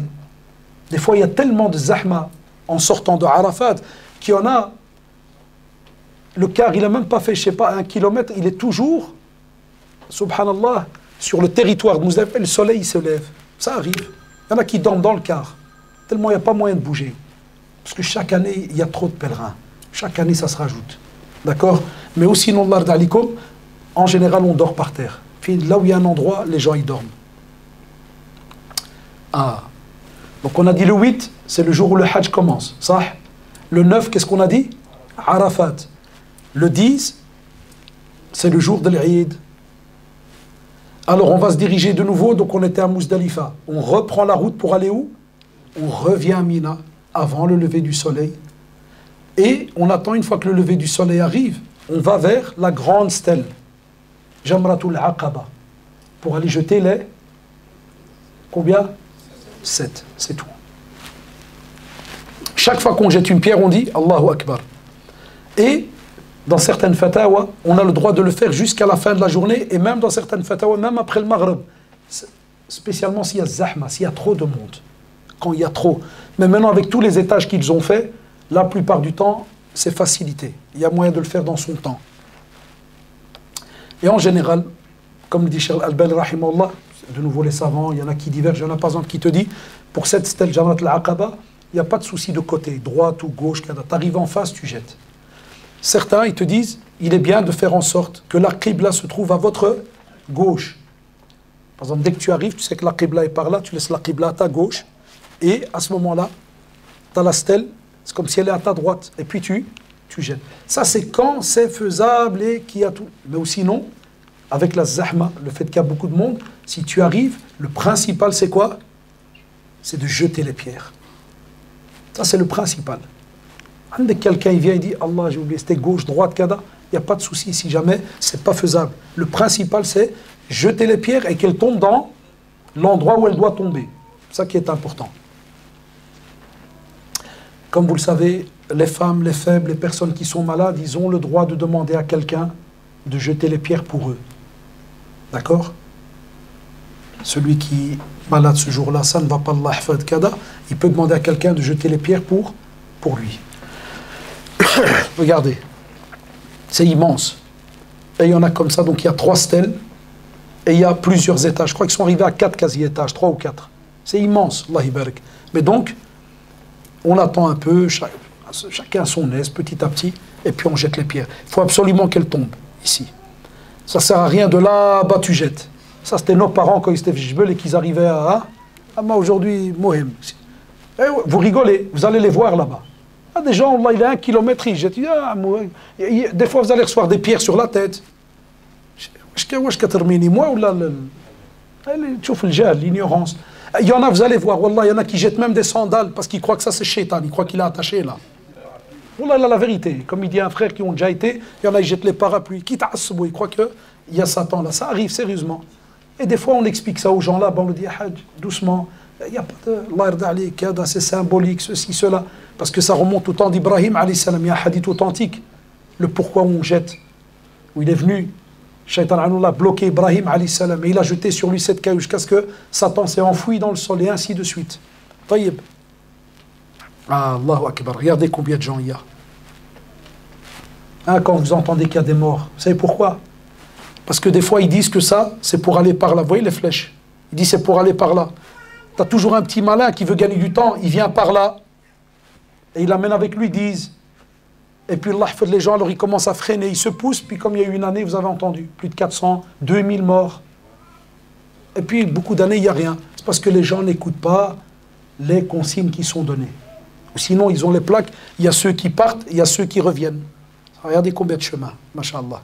Donc, Mina, et on prend la route pour aller jeter les pierres. Et regardez, tabarakallah, tout ce que je vous dis, combien de monde.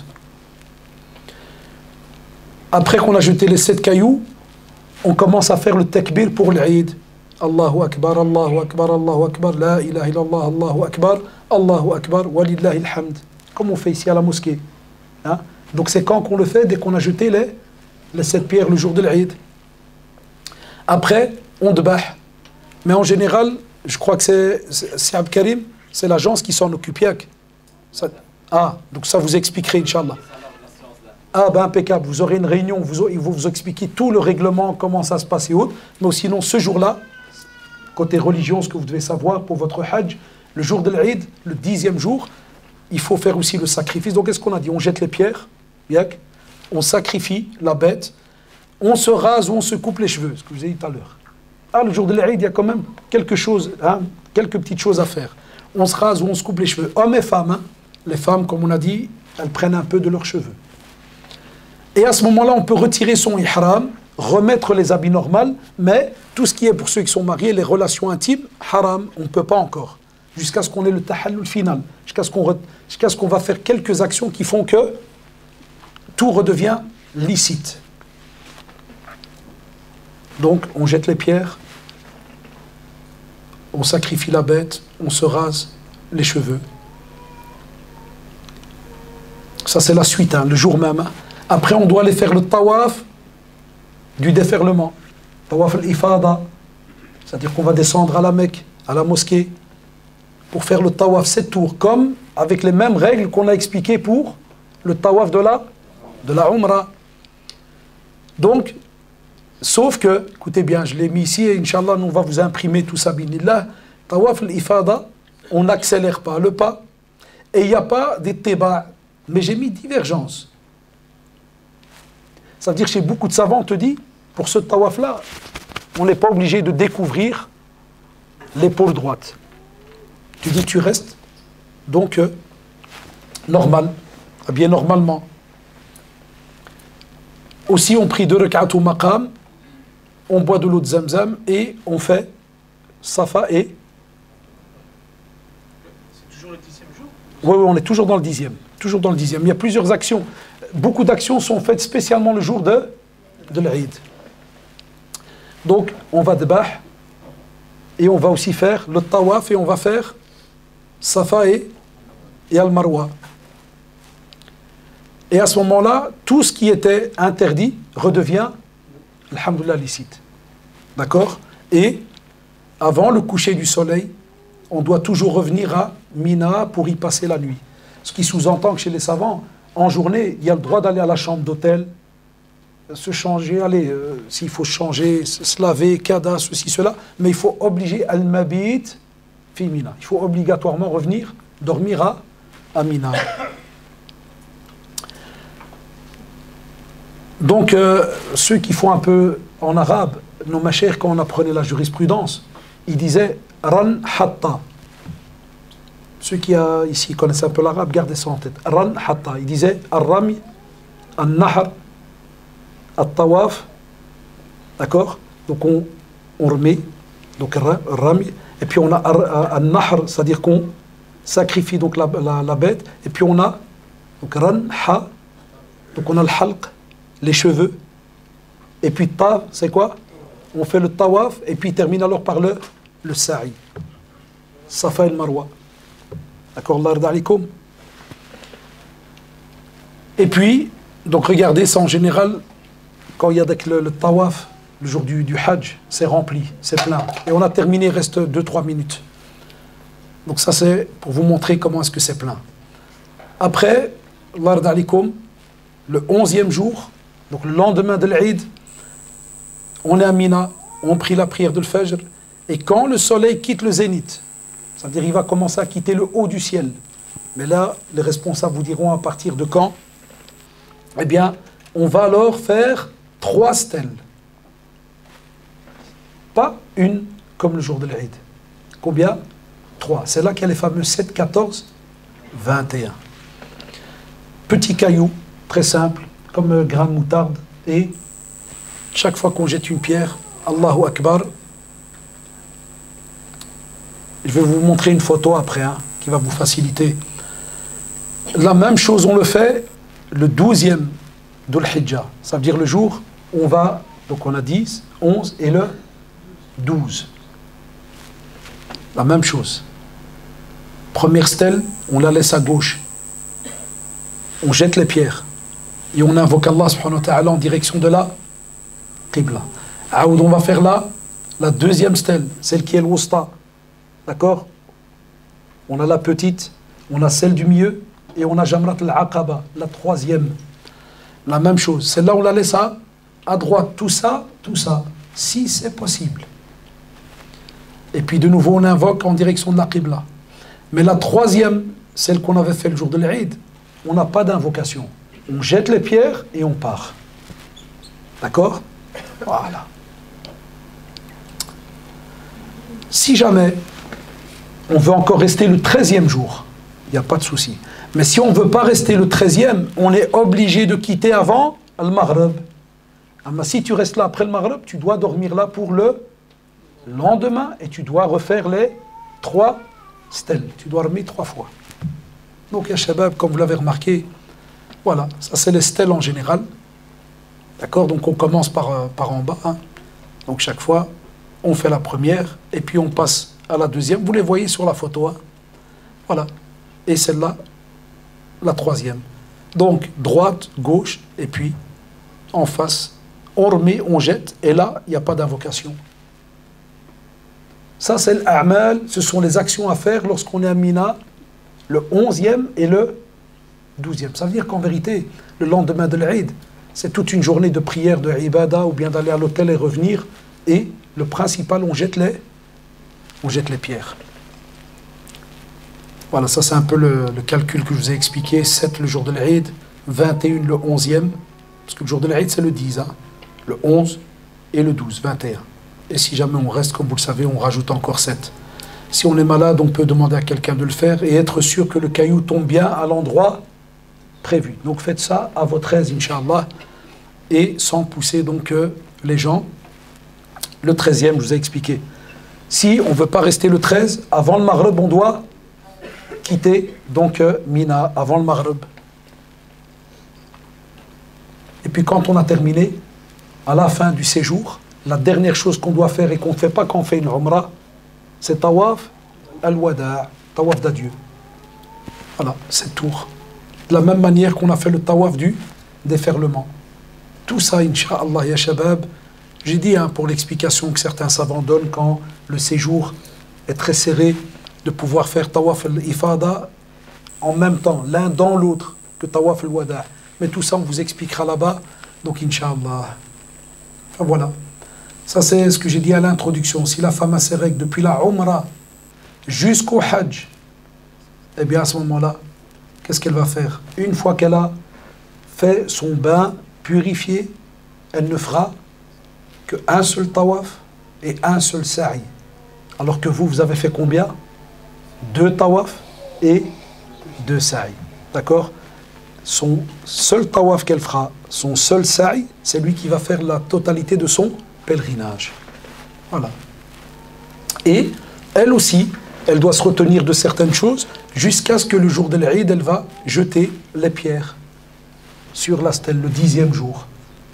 Et puis, quand elle aura terminé le 11 et le 12, c'est comme vous. Elle continue les choses comme tous les autres pèlerins. Voilà, ça c'est mes notes personnelles, c'est juste des résumés de chaque jour, Inch'Allah. Et comme je vous ai dit, bi'idhnillah, vous aurez ce cours qui sera répété, Inch'Allah, à Médine. Il sera répété la semaine prochaine en arabe. D'accord? Jazakumullah. J'ai essayé un petit peu de le faire d'une manière un peu facile pour ne pas vous stresser. Je n'ai pas voulu entrer dans les divergences, dans les aqwal. Quand est-ce qu'il faut sacrifier une bête s'il y a une erreur, ceci, cela? Parce qu'en général, c'est rare que ça arrive, mais ça peut arriver. Donc on n'en parle pas comme ça ici à Bruxelles. Et deuxièmement, quand on est là-bas, c'est une autre ambiance. On est toujours ensemble la plupart du temps. Et là, si quelqu'un a fait une erreur, alors il peut venir demander, là on lui dit, ah, naam, ça c'est fait, eh bien soit tu dois te battre, soit tu dois rien faire. Les savants, ils ont dit kada kada. C'est mieux d'en parler, je trouve, ça reste mon avis. D'autres choyours, ils veulent peut-être pas, Allahu alim, chacun comment il a, d'en parler ce jour-là. Tabarakallahu fikum.